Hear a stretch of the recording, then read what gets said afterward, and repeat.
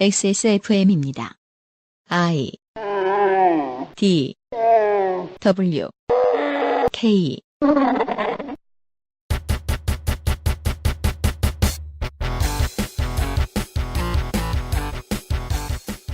박근혜 정부의 최순실 등 민간인에 의한 국정농단 의혹 사건 진상규명을 위한 국정조사 기록실.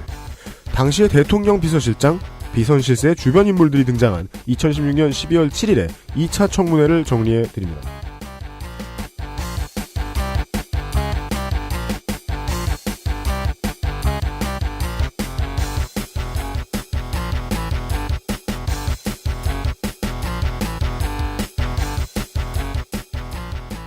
한국의 청취자 여러분, 좋은 아침입니다.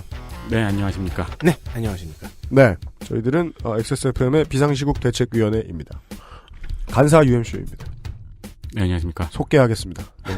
나는 윤세민 위원장을 소개합니다. 40시간 정도 못 자고 있는 윤세민입니다. 네, 홍성갑 더불어 덕질인을 소개합니다. 네, 안녕하십니까. 네. 역시나 40시간 정도 윤세민 위원장과 함께 밤을 새고 있는 XSFM 미디어 센터에서 그냥 굴러다니고 있어요. 네, 네. UMC가 밉습니다. 2차 청문회의 쟁점들을 정리해주겠습니다. 네, 2차 청문회의 쟁점들은 저번에 잠깐만, 여기 JTBC 태블릿 PC 있잖아. 그냥 말, 그래. 이거를 최순실은 누구인가 바로 전으로 돌려줘요. 알겠습니다. 순서만. 네, 알겠습니다. 의사 발언이 있었습니다. 이날의 쟁점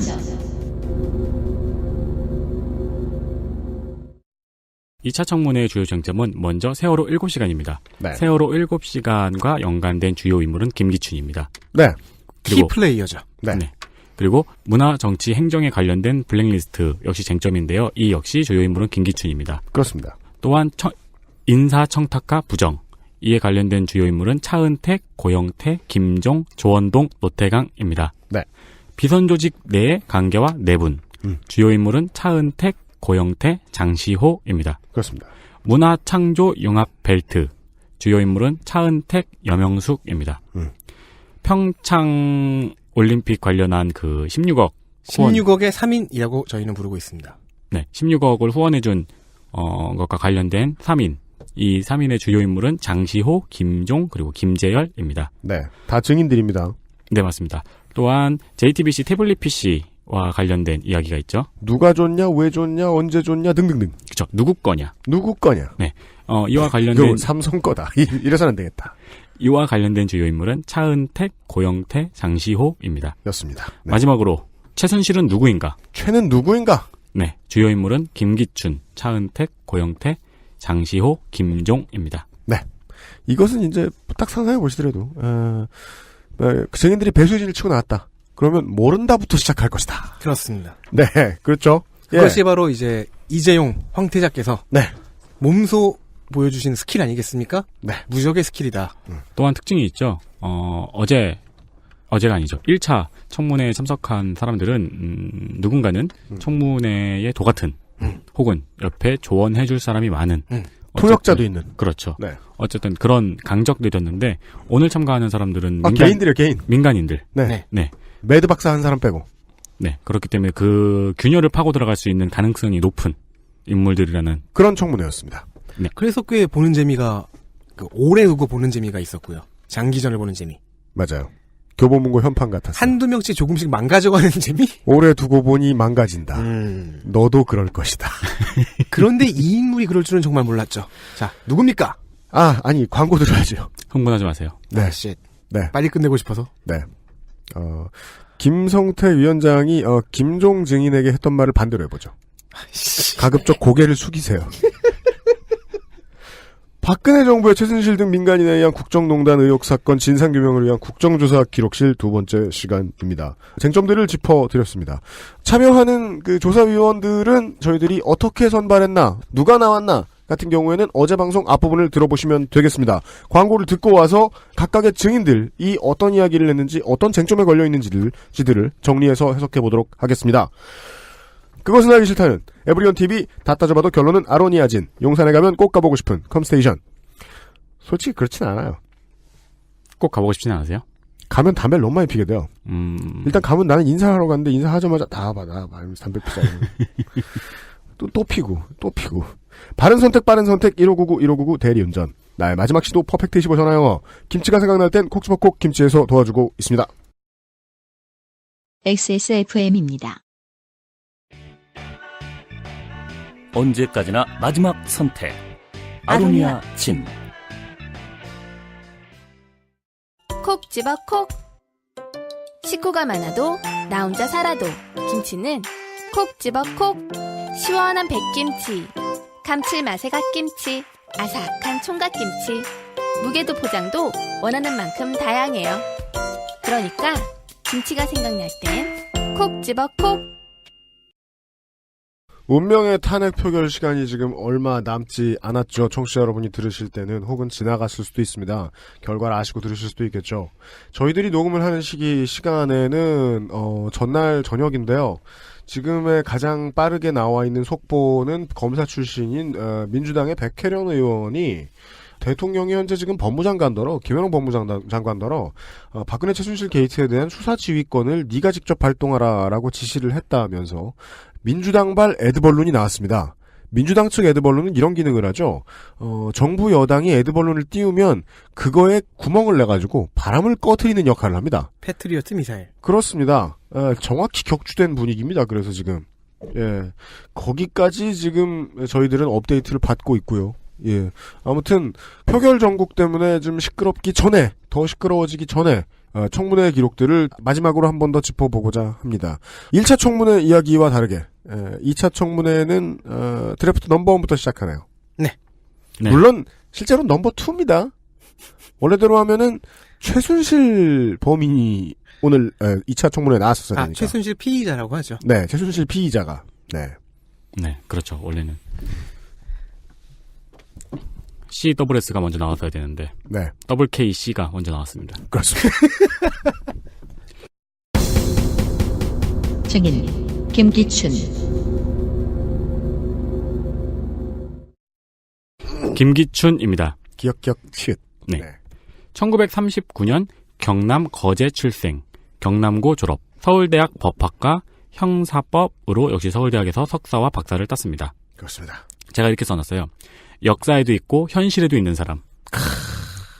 제가 코비 브라이언트. 비슷합니다. 올해 다 사라졌어요. 팀 덩컨, 케빈 가넷. 근데 저는 이 비슷한 인물을 딱 한 명 알고 있어요. 네. 노엄 촘스키. 노암 촘스키. 네. 그 학교에서 교재로 배우고 트위터 켜면 노엄 촘스키가 막 트윗하고 있어요. 저는 노엄 촘스키하고 한국엔 고종석 씨가 있는데 노엄 촘스키 봇을 같이 팔로우했거든요. 비슷한 소리를 해요? 네, 비슷한 소리를 해요. 막 50년 전에 노엄 촘스키가 했던 말 올라오고 노엄 촘스키가 지금 하는 말 올라오고. 맞아요. 이 양반은 저 대학 다닐 때도 언어학으로 사람 괴롭혀놓고. 맞습니다. 예, 지금도 계속 트위터 팔로우하게 만들고 말이에요. 네. 얼마 전까지는 움베르토 에코도 약간 비슷한 위치였는데. 그러네요. 한국엔 김기춘이 있습니다. 한국엔 김기춘이 있습니다. 네. 우리를 이 모양 이 꼴로 만들어 놓은 사람이죠. 네. 1964년 광주지방검찰청 검사로 데뷔했습니다. 네. 데뷔는 아니죠. 네. 검사가 되었습니다. 1972년 유신헌법 제정실무팀 일원입니다. 젊은 나이에 어떻게 하다 이렇게 중앙에 특히나 중정 근처에 픽업이 됐는지는 모르겠는데 보통 눈에 띄던 인물은 아니었던 모양입니다. 네, 최고의 그렇습니다. 공안 엘리트죠. 네. 나무위키의 표현에 의하면 유신헌법 저작권자라고 합니다. 이번에 본인은 증언에서 그 사실을 부정했습니다. 그렇죠. 근데 부정한 것도 조금 그런 게 찾아보니까 당시 유신헌법의 정당성을 피력하느라고 많은 활동을 했더라고요. 네. 1974년 중정 대공수사국 부장. 이때 있었던 사건들은 민청학년 인혁당 사건 등이 있습니다. 그러니까 있었던 사건이라기보다 조작한 사건이죠. 그렇죠. 이 사건 등을 조작했다는 지금으로서는 많이 받아들여지는 의혹. 네. 거의 정설에 가까운. 네, 그렇습니다. 출세길은 여기서 열립니다. 34살에 문세강 사건을 조사하면서 박정희의 신임을 얻습니다. 네. 그리고 박정희 피살 사건 이후 자신과 갈등을 겪은 적 있는 보안사 세력인 전두환 정권 아래에서는 즉 80년대에서는 밀려납니다. 한직을 전전합니다. 네. 한직을 전전하다가 노태우 정권 때 갑자기 그동안 한직을 전전한 무슨 청렴결백한 검사 같은 이미지로 복귀를 합니다. 그래서 말이에요. 이제 어느 정도 옛날의 감정은 풀렸다 이거죠. 네. 노동권은 옛날이 좋았어요. 근데 저는 그 많은 분들이 저하고 약간 의견이 다른 것 같긴 한데 이번에 청문회 보면서 진짜 똑똑하다라고 생각은 했어요. 맞아요. 저도 그렇게 저도 봤습니다. 그렇게 봤어요. 진짜 능력 있다. 네. 그래서 1988년 검찰총장으로 복귀합니다. 1991년 법무부 장관이 됩니다. 네. 전성기입니다. 네. 1992년 초원복집 사건으로 롯데 응원의 원류를 만듭니다. 부정할 수 있습니까, 롯데팬? 마! 그러니까 지금 저 뜻은 뭐냐면 윤세민이 볼넷을 얻었다는 뜻. 일루로 가라 뭐 이런 소리일 수도 있습니다. 네. 1994년 변호사를 개업합니다. 그리고 1996년부터 2008년까지 15대 16대 국회의원이 되는데요. 네. 전부 다 거제에서 당선됩니다. 네. 2003년 국회 법사위원회 위원장이 됩니다.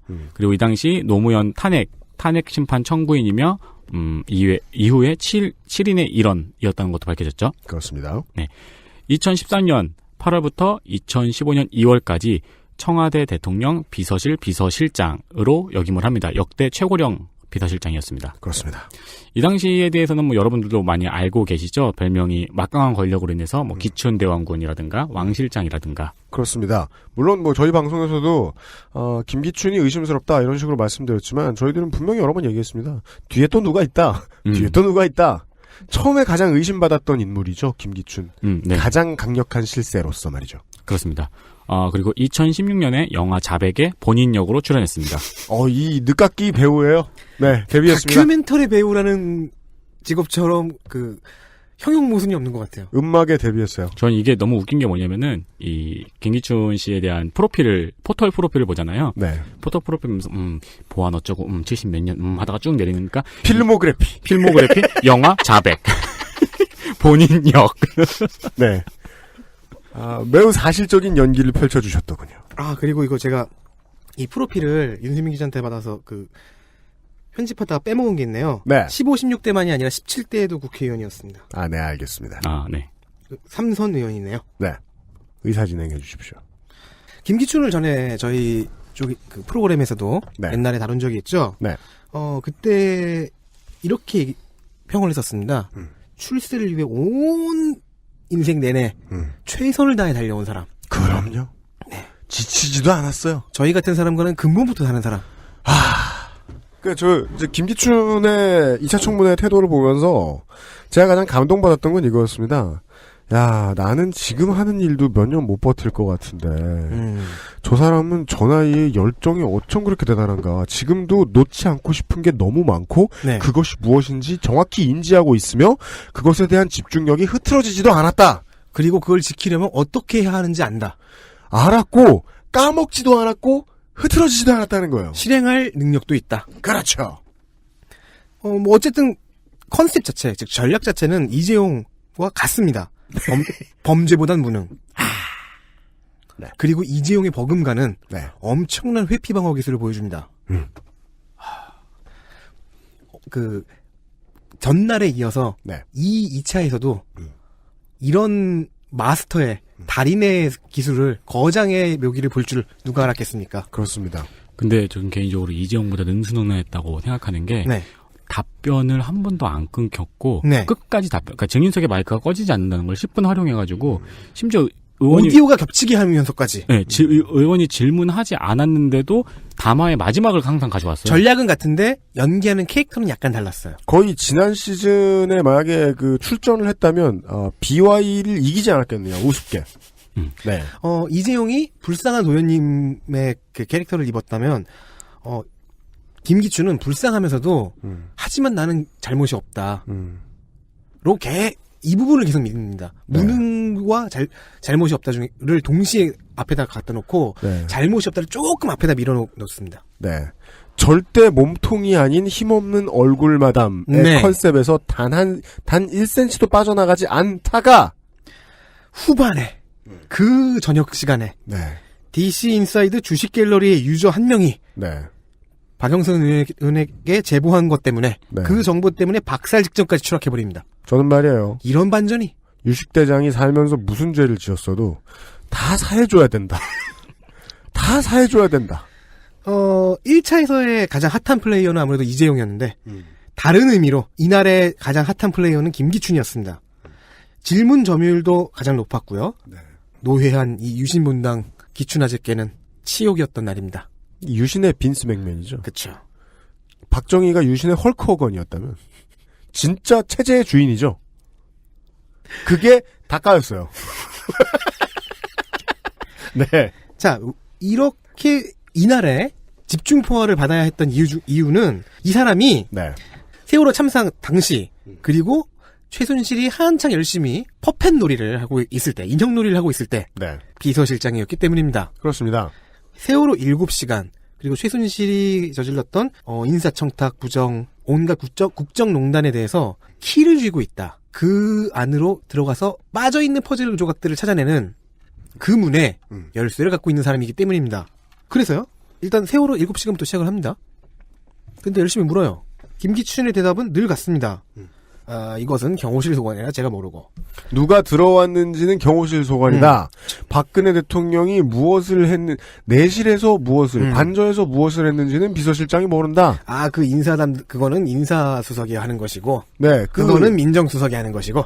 헤어 담당 그 정 원장의 임명장 계약서에는 자신의 도장이 찍혀 있는데 그건 꼭 다 내가 일일이 찍는 그건 것도 내가 아니다. 장이라서 그런 것이고. 네.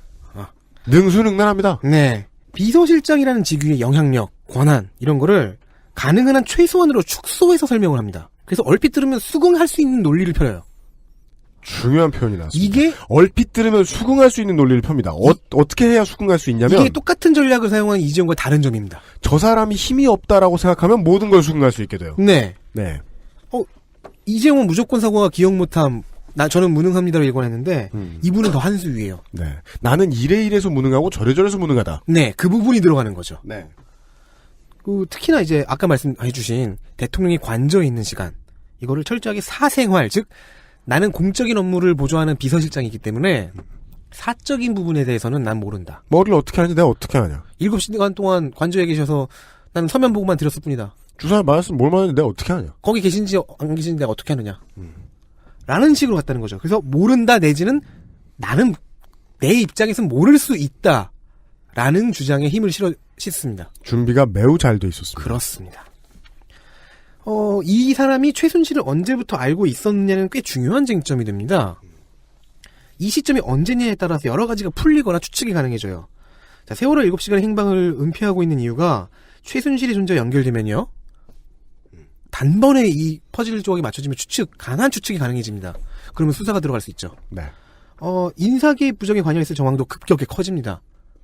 그리고 이것은 국민들이 예측하는 바와 같이 박근혜를 대통령으로 만드는 데부터 함께 관여했을 것까지 네. 예상 가능하게 만듭니다. 그것도 예상할 수 있는 것이죠. 네. 만약에 그렇게 오래전부터 알았다면. 그렇습니다. 따라서 김기춘은 최순실을 최근에야 보도를 보고서 알았다는 입장을 계속 고수합니다. 처음부터 끝 직전까지 고수합니다. 네. 다만 질의 시간이 아닐 때 제가 목소리를 정확히 못 들어서 이게 황영철 의원인지 아니면 박범계 의원인지 지금 긴가민가한데 한 남성 위원이 분노해서 외친 해석에 따르면 네. 김기춘은 언어를 혼동시켰다. 네. 최순실의 존재를 인지한 것이라는 의미의 안다와 최순실과 개인적 안면을 튼 것이라는 의미의 안다를 혼용해서 사용함으로써 네. 언어적 혼동을 주고 그렇게 해서 혹세무민한다! 라는 말을 하셨는데 네. 이 외침이 맞아요. 왜냐하면 이거 법정에서 잘 통합니다. 그렇습니다. 이 전략. 언어의 의미 차이를 이용한 동음 이의어를 이용한 거죠. 네. 이렇게 이 교묘한 논리와 포지셔닝이 상당한데 네. 자 이에 맞서는 우리 특조위원들은 네. 어떤 아이템을 갖고 왔느냐. 네. 그리하여 저희들은 참고인이나 증인이 아닌데도 이 인물을 소개를 따로 해드려야겠습니다. 고인이 되신 분입니다. 심지어. 네. 김영한 전 민정수석 비서관의 비망록이고요. 자꾸 왜 그렇게 이름까지 본인이 소개하는 거예요? 이제 김영한이라는 그 고인을 소개해 주시죠. 김영한. 네. 뭐? 이름은 네가 하지 마세요. 네. 참고 자료 제공자 고 김영한. 고 김영한 씨라고 말하는 게 낫겠죠? 네. 네. 1957년 경북 의성에서 출생했습니다. 경북고를 졸업했고요. 연세대 법학 석사와 경제학 박사입니다. 그리고 1982년에 사법시험에 합격했습니다. 1988년 광주지방검찰청 검사로 임명되었고요. 대구지검 공안부장, 공안과장, 그리고 서울지검 공안부장, 검사 등을 거쳤습니다. 유명한 김기춘 씨와 똑같이 유명한 공안통 검사로 알려져 있습니다. 네. 유명한 사건으로는 강정구 씨 구속과 문성근 씨 구속 사건이 있습니다. 네, 문성근 씨 같은 경우에는 이제 여러분이 아는 그 문성근 씨가 맞고 대선 앞두고 이 희망돼지 저금통이라는 걸 무상 분배한 다음에 지지 서명을 받았죠. 네. 예. 근데 희망돼지가 피규어 아니냐? 그죠. 그걸로 끌어들였다. 아니 그러면 이상하고. 징역 1년 6월이 나왔는데 추징금 20만 원을 구형해요. 그리고 2011년에 대검찰청 강력부 부장이 되고요. 2012년에 법무법인 바른의 변호사로 취업합니다. 2014년 6월부터 2015년 1월까지 청와대 대통령 비서실 민정수석 비서관으로 있습니다. 네. 그러다가 청와대 문건 유출 사건이 터집니다. 네. 정윤회 사건. 네. 그렇습니다. 이 비선실세 국정 개입 사건에 이 휘말리는 과정에서 어떻게 보면은 희생양이 된 거죠. 또 이 사건을 깔끔하게 처리한 우병우가 점점 더 돋보이게 됩니다. 그렇습니다. 그러면서 이제 카더라에 의하면은 김기춘 실장의 눈에 우병우가 띄게 되고 김영환이 조금 눈밖에 나왔다. 네. 네, 그런 카더라가 많이 있습니다. 그래서 결국 점점점 뒤로 밀려가게 되고 7개월 만에 사임을 하고요. 네. 이 문건 유출 관련해서 국정위원회 증인으로 출석하는 걸 거부하고 사퇴합니다. 이 민정수석이 사퇴하고 임명된 사람이 바로 우병우입니다. 네. 2016년 8월 21일에 간암으로 사망했습니다. 네. 그리고 2016년 11월 지난달이죠. TV조선에서 비망록을 입수했습니다. 네. 앞으로 꾸준히 이제 덕질 간사 설명을 해주시겠습니다만은 조사위원들이 꾸준히 소리를 지르죠. 김영한 씨가 열받아서 술 먹다가 간암으로 갔다. 그건 좀 과장의 여지가 있는 발언이지. 제가 그 의학을 몰라서 그게 그렇게 빨리 되는지 모르겠습니다만. 급성 간암이라는 것은 없습니다. 네. 그리고 이제 2016년 11월 TV조선이 입수했던 이 비망록은 계속해서 이 어휘를 가지고 싸움을 하죠. 비망록이라고도 부를 수 있지만 다이어리. 업무일지, 네. 행정일지, 행정기록이라고 봐야 한다. 네. 라는 이야기를 자꾸 하죠. 그게 왜 쟁점이 되는지도 곧 설명을 들으실 수 있을 겁니다. 저는 이분의 밑에 이름 밑에 그의 기록 그의 영령이라고 적어놨습니다. 네. 한국은 언젠가부터 샤머니즘 국가가 되지 않았습니까? 우리도 모르는 사이에. 그렇습니다. 이분의 영혼께서 2차 청문회 내내 네. 김기춘 씨의 어깨 위에 있지 않았을까? 헌트. HAUNT. 네. 자, 사망한 고인의 비망록, 즉 업무일지와 폴더폰 데이터 등에서 나온 정보가 청문회 내내 김기춘 씨를 괴롭힙니다. 네. 그의 논리를 파괴하는 데 사용됩니다. 네. 김기춘 씨 1번 전력이 뭐라고 했습니까? 위원들이 질문하면 그것은 그 비서실장의 소관이 아니다라고 피해가는 거였잖아요. 그런데 김영환의 기록이 그런 모든 분야에 김기춘이 일일이 지시를 내렸음을 기록을 해두었습니다. 아주 잘 기록해뒀어요. 예를 들어 어떤 지시사항을 한 줄 기록을 해두면 옆에 이거를 어느 수석이 했는지 혹은 네. 비서실장이 했는지 이런 것까지 다 기록을 해놨던 겁니다. 그렇습니다. 수첩을 기록하는 버릇이 아주 잘 돼 있던 필기하는 버릇이 훌륭하셨던 분이죠.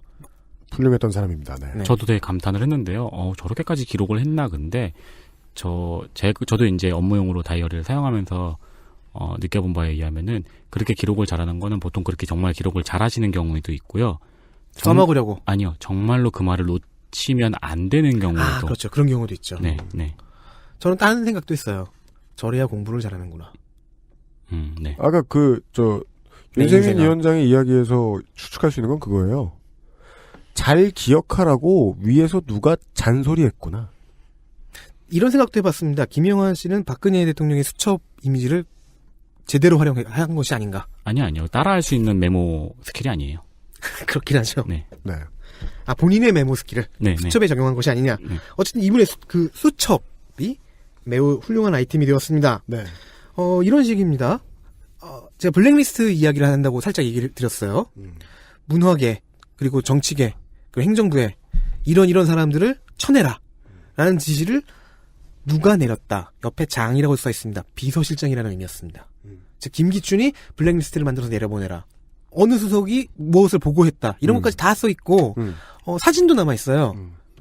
김영환 씨가 사망하신 고인이 김기춘 앞에서 앉아서 두 사람이 이제 그 수첩을 펴놓고 네. 업무 지시를 받는 네. 그런 사진들. 네. 그 짤이 등장했죠? 네. 2차 청문회에? 여야 위원들이 바로 이 김용환 레코드를 가지고 김기춘의 논리와 표시를 공격하고 김기춘이 이를 회피하는 그런 게임이 벌어지게 됩니다. 이것이 청문회의 전반 대부분이었고요. 네.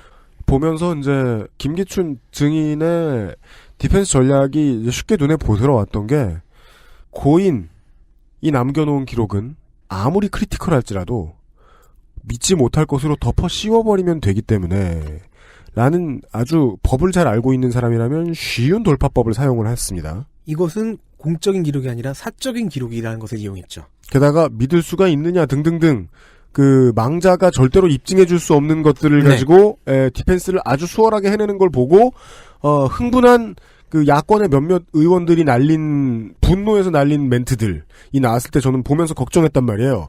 아이고 이 야당 의원들 왜 이러나 싸움을 포기하나 비박 의원들. 그랬더니 메이저 언론에서는 그날 밤에 그 문장만 방송이 돼요. 이게 이제 청문회를 제대로 기록 못할 때의 가장 큰 문제점입니다. 당신이 이래도 되느냐라면서 성질을 막 내는 건 싸우다가 중간에 갑자기 집중력이 흐트러질 때 나오는 거거든요. 장수가. 죽어서 천당 못 갈 거다. 아, 네네. 라는 표현을 했죠. 네. 그 얘기는 싸움을 보고 있는 입장에서는 이렇게밖에 해석이 안 되는 거예요. 지금 당신을 깨기가 매우 어렵다. 그렇죠. 네. 그래서 일단 울분을 터뜨리겠다. 네. 그런 얘기. 그것도 사실 언론전에서는 효율적으로 이용될 수 있습니다만은. 네. 네. 이렇게 그 위원들이 무기를 들고 나오자 회피가 힘들어지잖아요. 그래서 다른 회피법을 씁니다. 아까 말씀드렸던 기록의 신빙성을 이용한다. 네. 이 기록의 신빙성을 과거에 본인이 남겼던 정황 정보도 의심의 대상으로 만듭니다. 네. 과거에 당신 정윤회 관련 조사 보고서를 받지 않았냐. 근데 최순실이 모른다고? 아, 모른다. 내가 그걸 기억할 것이라고 생각하느냐. 혹은 그 보고서를 받긴 했지만 주의 깊게 읽진 않았다. 혹은 내 개인적인 거취에 관련된 첩보가 있어서 공적인 부분까지 넘기진 않았다. 특히 이 문장이 위대했습니다. 네. 보고서를 받았더니 정윤회 관련해서 비선실세 보고서를 받았더니 내 얘기도 있더라. 내 얘기인데 내 거취에 대한 얘기더라. 이건 내 사적이라고 볼 수 있지 않느냐. 그걸 내가 어떻게 공적인 그 공론의 장까지 끌고 나오겠느냐. 나는 내 사적인 걸 그렇게 가지고 그렇게 난리칠 수는 없다. 굉장히 착한 캐릭터를 선점해버리는 거죠. 네, 깔끔하게 뚝 자르죠. 그런데 이런 무적의 회피들이 깨져나간 순간이 있습니다. 하루 종일 잘 쌓아 올렸는데 저녁질이. 이게 이제 저녁 시간에. 축구의 재미죠. 네. 팽팽하다가 어느 한순간 무언가가 팍 끊어지는. 이게 이제 순간. 한국의 축구팬 국대팬 입장에서 볼 때는 침대 축구를 깨트리는 네. 즐거움. 1대0 승리. 더민주당 박영선 의원에게 어떤 카톡이 옵니다. DC 인사이드 주식 갤러리죠. 이하 유행어에 따라 주갤럼이라고 부르겠습니다. The 주갤럼. 예. the 주갤럼. 그렇습니다. 왜 뒤에요? 매우 중요할 땐 D라고 읽어요. 아. 극상. 네. 물론 박영선 의원은 이 제보에 앞서서 이미 1차 흠집을 한번 내요. 김기춘이 받아보았던 그 정윤회 조사 문건이라는 것에 최순실이라는 이름이 없었다라고 김기춘이 주장을 했는데 네. 그 문건을 다시 가져와서 뒤져보니까 첫 페이지에 있는 거예요. 그렇죠. 어라? 지적을 합니다. 한 40~50여 분 후에는 그 주갤럼, D 주갤럼께서 제보하신 2007년 한나라당 대선 후보 검증회 동영상으로 김기춘의 방어막을 산산히 깨부숩니다. 이 동영상에는요, 최태민과 그 딸 최순실이라는 이름이 육성으로 거론되고 있고요. 네, 지금으로부터 10년 전입니다. 네. 여기 이 동영상 안에는 김기춘이 박근혜 캠프 법률자문위원장으로서 되게 잘 보이는데 앉아있어요. 참석하고 있는 거예요. 이 행사에 참석하고 있는 거예요. 네. 이게 찍혀 있었습니다. 결정적인 흠집이었죠. 한 방이었습니다. 그러자 지금까지 힘을 못 쓰고 있던 김영환 비망록의 정보들도 네. 다시금 활용이 잘 되기 시작합니다. 네, 일발 역전이 됩니다. 포위가 들어가는 형국처럼 김기춘을 에워싸게 됩니다. 정보로. 네. 결국 김기춘은 내가 착각한 것입니다. 네. 라는 변명으로 대폭 전선을 후퇴해야만 했고요. 그리하여 잠시 후에 소개해드릴 2차 청문회의 리베로 고영태 씨가 간접적인 조롱을 받았죠. 안 그래도 사실상 이미 그 청문회에 참여하기 직전에의 분노 게이지로는 가장 높은 인물이었잖아요. 그것도 가장 냉정한 분노였고요. 네. 그러니까 이런 상황이었습니다. 박영선 의원이 역시나 또 박영선 의원이네요. 네.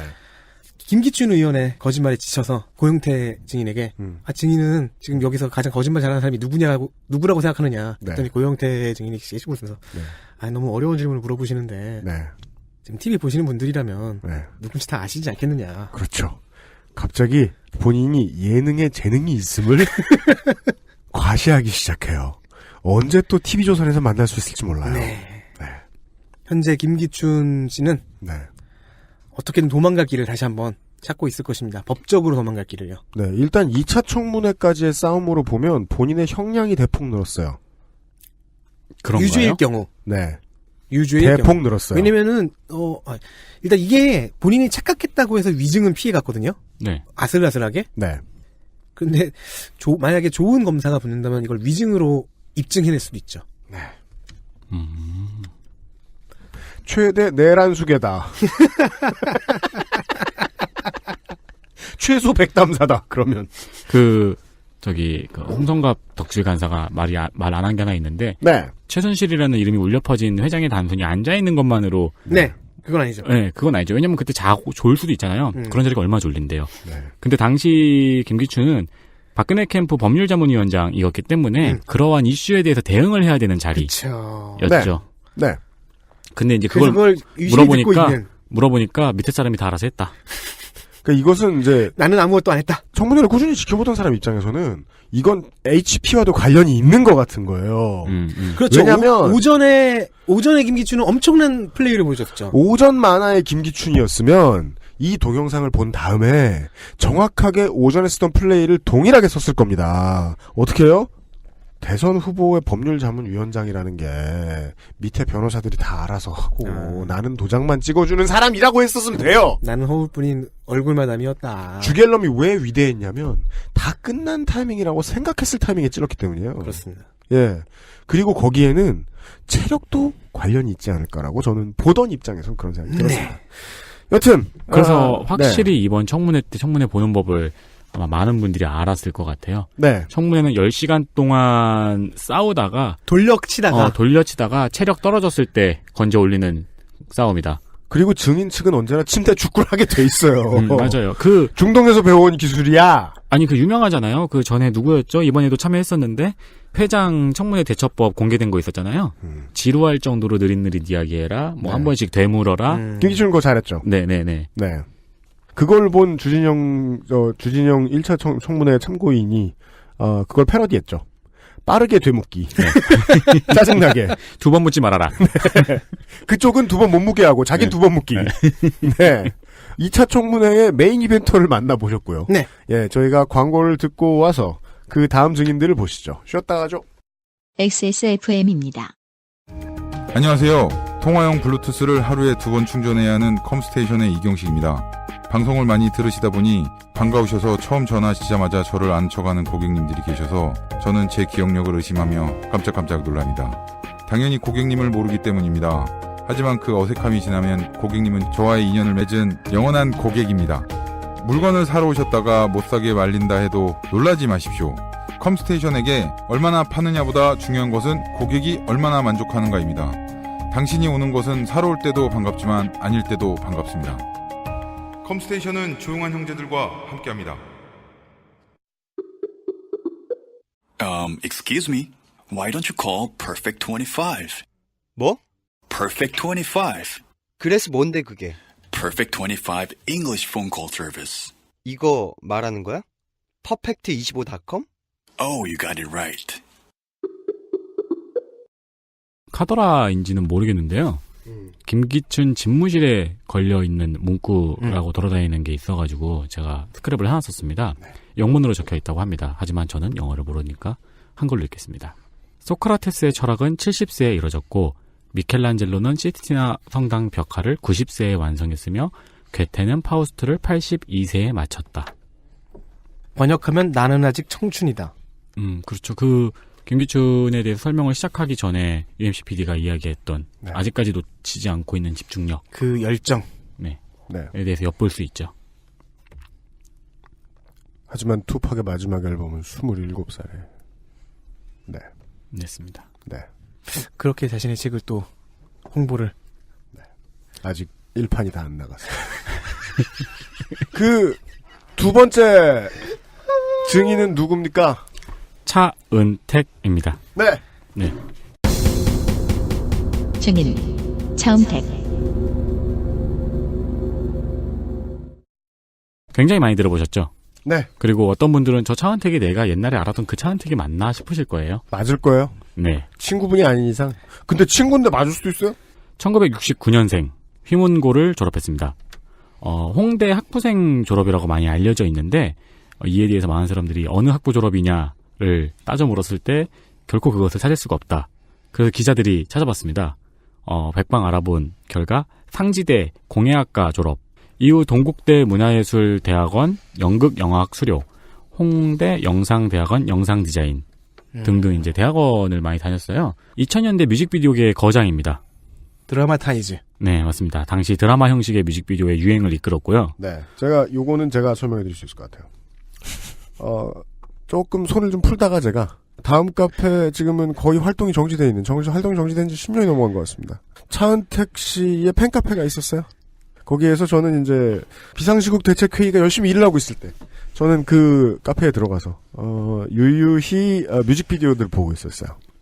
SG 워너비의 타임리스, 왁스의 부탁해요, 사랑하고 싶어, 화장을 고치고 아나 이 노래 알아, 포지션의 데스페라도, 자두의 대화가 필요해, 휘성의 안 되나요, 신승훈의 사랑해도 헤어질 수 있다면, 전설 속의 누군가처럼, 이별 그 후, 김장훈의 슬픈 선물, 난 남자다, 혼잣말, 유미의 사랑은 언제나 목마르다. 이게 무슨 노래인지 모르시겠다면 당시에는 정말이지 10자리 11자리대의 비용이 들어간 뮤직비디오로 알려졌었습니다. 그 노래죠. 단 하나의 내가 몰라요.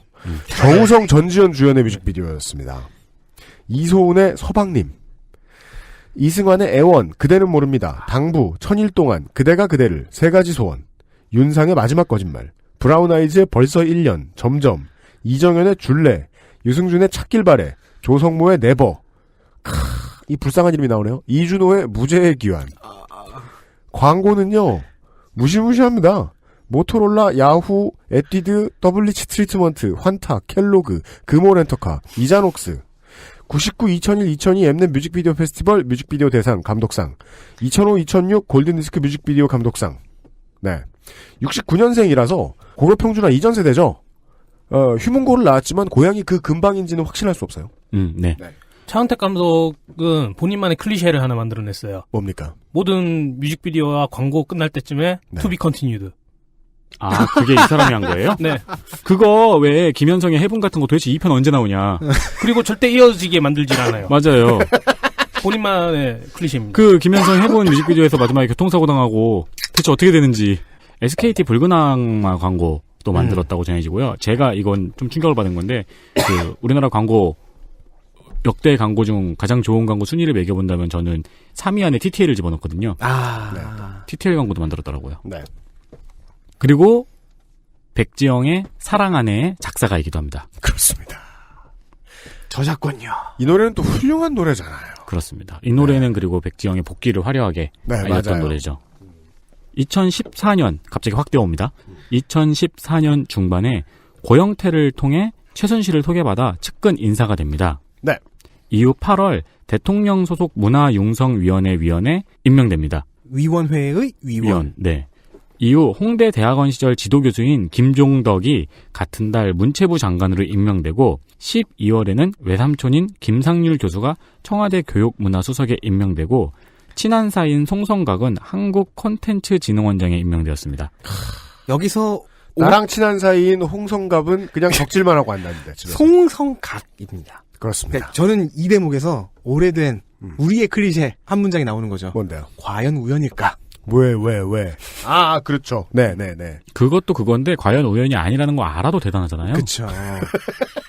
세 사람이나. 네. 아니, 자기 스승, 외삼촌, 그래, 친척. 이게 친구. 그리고 진짜 신기한 이유가 뭐냐면 자기보다 높은 자리예요, 다. 그렇죠. 착한 사람이네? 아니지. 이 사람의 자리가 말해주는 위치가 전부가 아닌 거죠. 그렇죠. 아, 역시 윤세민은 저보다 똑똑합니다. 그렇습니다. 현재 차은택이 소유한 것으로 의심되는 회사는 유령회사 포함 넷인데요. 아프리카 픽처스, 플레이그라운드, 엠박스 에디트, 모스코스. 이 회사들은 차은택이 2015년 창조경제추진단장과 문화창조융합 너무 이게 너저래요. 창조경제추진단장과 문화창조융합본부장을 겸임하면서 따낸 국책사업들과 예산들을 받아가는 것으로 가능했습니다. 그것을 많이 해먹었다고 많은 사람들이 쉽게 생각을 하죠. 이런 식이죠. 엠박스 에디트를 통해 아프리카 픽처스로 돈이 들어가고 뭐 이런 식이죠. 맞습니다. 틀리지 않습니다. 이외에도 차은택은 인천 아시안게임 영상감독, 밀라노 엑스포 전시관 영상감독 또한 맡을 수 있었습니다. 그 영상적 실력은 확실히 있긴 있으니까요. 네. 그리고 친한 헬스 트레이너, 이제는 헬스 트레이너까지. 정아름이 늘품 체조라는 것을 개발하자 이것을 내세워 이미 문체부가 코리아 체조라는 걸 만들고 있었거든요. 2년 동안이나. 네. 그걸 폐기하고 갑자기 늘품 체조가 국민 체조가 됩니다. 그래서 휘트니스 트레이너 정아름 씨가 참고인으로 나오지 않은 것이 저는 조금 의아했습니다. 왜냐하면 정아름 씨 본인의 주장에 의하면 늘품체조의 간판 역할을 했음에도 불구하고 자기가 받은 게 거의 없거나 별로 없다라고 얘기했거든요. 여기에서도 뭔가 누구한테 떡고물이 묻었는지가 궁금한 부분이었기 때문에 그렇습니다. 저 개인적인 기억으로는 이 사람을 어디서 봤냐면은 옛날에 무한도전에서 그 왜 뉴욕 타임스퀘어 건답시고 이 비빔밥 광고를 찍었었어요. 서경덕 교수. 그렇습니다. 그게 이제 뭐 오류로 멈춰가지고 화제가 된 적이 있었죠. 1시간 동안 멈춰가지고 그대로 공짜로 광고 1시간 동안 나가고 있었다고. 네네네. 그때 나왔던 그 멤버들의 엉뚱한 아이디어를 이렇게 막 훌륭한 광고로 승화시킨 그런 식으로 보여진 사람이 바로 그 차은택이 이 차은택입니다. 네, 맞습니다. 무한도전의 저주. 그런가요? 저주가 있나요? 무한도전의 흑역사죠. 저주로 말할 것 같은 엄기영 사장 이런 사람이 떠오릅니다만은. 네. 그리고 최순실의 미르재단 이사진 모두가 차은택의 지인입니다. 실로 훌륭한 사람만 알고 지낸 사람입니다. 그렇습니다. 네. 그러고 보니까 UMC PD가 굉장히 알고 싶은 사람이네요. 그렇죠. 그러니까 제가 아까 헤드헌터로 고용할까 싶어요. 제가 할 일 아까 없으면. 이 UMC가 차은택 팬카페를 들어가서 신나게 놀고 계실 때 옆에서 한마디 했죠. 뭐라고요? 2000년대 초반에 형이 집안에서 놀지만 말고 차은택 같은 사람과 좀 친해졌으면 여기저기 썩업하고 다녔으면 지금 저 자리가 내 자리다. 그런 소리를 하고 앉았어. 당신은 문체부 장관이었다. 네. 컨진원이라도 갔을 것이다. 그럼 갑자기 그 얘기를 듣는 순간. 그러면 XSF는 지금쯤 엄청 융성했을 것이다. 아니죠. 지금 청문회에 앉아있겠죠. 근데 사실은 그걸 보고 싶었어요. 청문회 UMC. 근데 진짜 그랬으면은 나는 뭘 했어야 되는 거야 세상에. 이게 참 성공한다는 게 무서워요. 왜냐면 2000년대 초반만 해도 차은택이란 이름은 진짜 신비스러웠거든요. 네. 아니 차은택이 회사야? 이렇게 생각할 정도로 너무 많은 것을 만들어냈어요. 그리고 아니 우리 시절 당시에 이게 음악계 얘기니까 못 알아들으실 수 있겠습니다. 뮤직비디오란 뮤직비디오를 다 만들고 다니던 하이프 윌리엄스도 이 정도로 많이 작업하진 않았어요. 그리고 재밌는 게 어떤 장르, 어떤 컨셉의 곡, 어떤 가수의 곡을 갖다 줘도 멋있게 만들었네요. 우리나라 특히 음악계 예체능은 다 그렇지만 쏠림 현상이 너무 심하잖아요. 네. 홈픽처스 기억나세요? 나는 그게 그냥 뮤직비디오에 들어가는 마크인 줄 알았어요. 뮤직비디오라는 표시인 줄 알았어요. 컴팩트 디스크처럼. 네.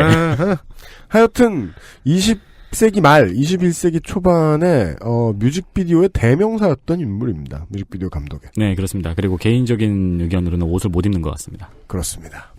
옷을 못 입는 차은택의 입장에서 최순실이 청문회에 나오지 않는다는 건 절호의 기회가 아니겠습니까? 그렇습니다. 도저히 부정할 수 없는 자기 혐의는 기꺼이 인정해버리고 넘어가고 최순실과 함께 얽혀있는 혐의는 최대한 최순실에게 밀어버리면 됩니다. 김영한이 사망했으니까 얻게 되는 김기춘의 이득과 비슷합니다. 왜냐하면 고영태, 차은택, 최순실이 함께 나왔을 때는 개싸움이죠. 그날 청문회에서 봤을 건 진짜 개싸움밖에 없어요. 네. 셋이 서로 물어뜯는. 서로 쥐어뜯었을 겁니다, 진짜로. 그러면은 청문회를 우리가 보고 있는 동안 최순실은 방에서 부들부들. 그렇죠. TV 못 고영태와 보죠. 차은택이 어떻게 하고 있을까? 못 보나요? 네. TV 못 보죠. 못 보지만 직감했겠죠. 옆에서 약 올리려고 계속 한마디씩. 저랬대. 오디오 크게 틀어놓고. 간수가? 교도관이? 들려? 이러면서. 짓궂네요. 억울함을 주장할 수 있는 건에 대해서는 전부 혹은 일부를 부정하면서 최순실한테 떠넘기고 자기 하나만 연루된 혹은 증거나 정황이 너무 확실한 건에 대해서는 쿨하게 인정하고 이런 전략을 확실하게 택합니다. 그러니까 기본적으로 자기가 몸통이 아니다 전략은 이재용부터 차은택까지 모두 당연히 택해야 되는 거였습니다. 네, 물론 그 정도와 적용 방식은 좀 차이가 있지만요. 차은택은 실제로 이런 식으로 이야기를 했습니다. 네, 아프리카 픽처스는 내 거 맞다. 창조경제추진단장과 문화창조융합본부장은 내 사업이 맞다. 즉 번역하면 내가 해먹으려고 한 거 맞다.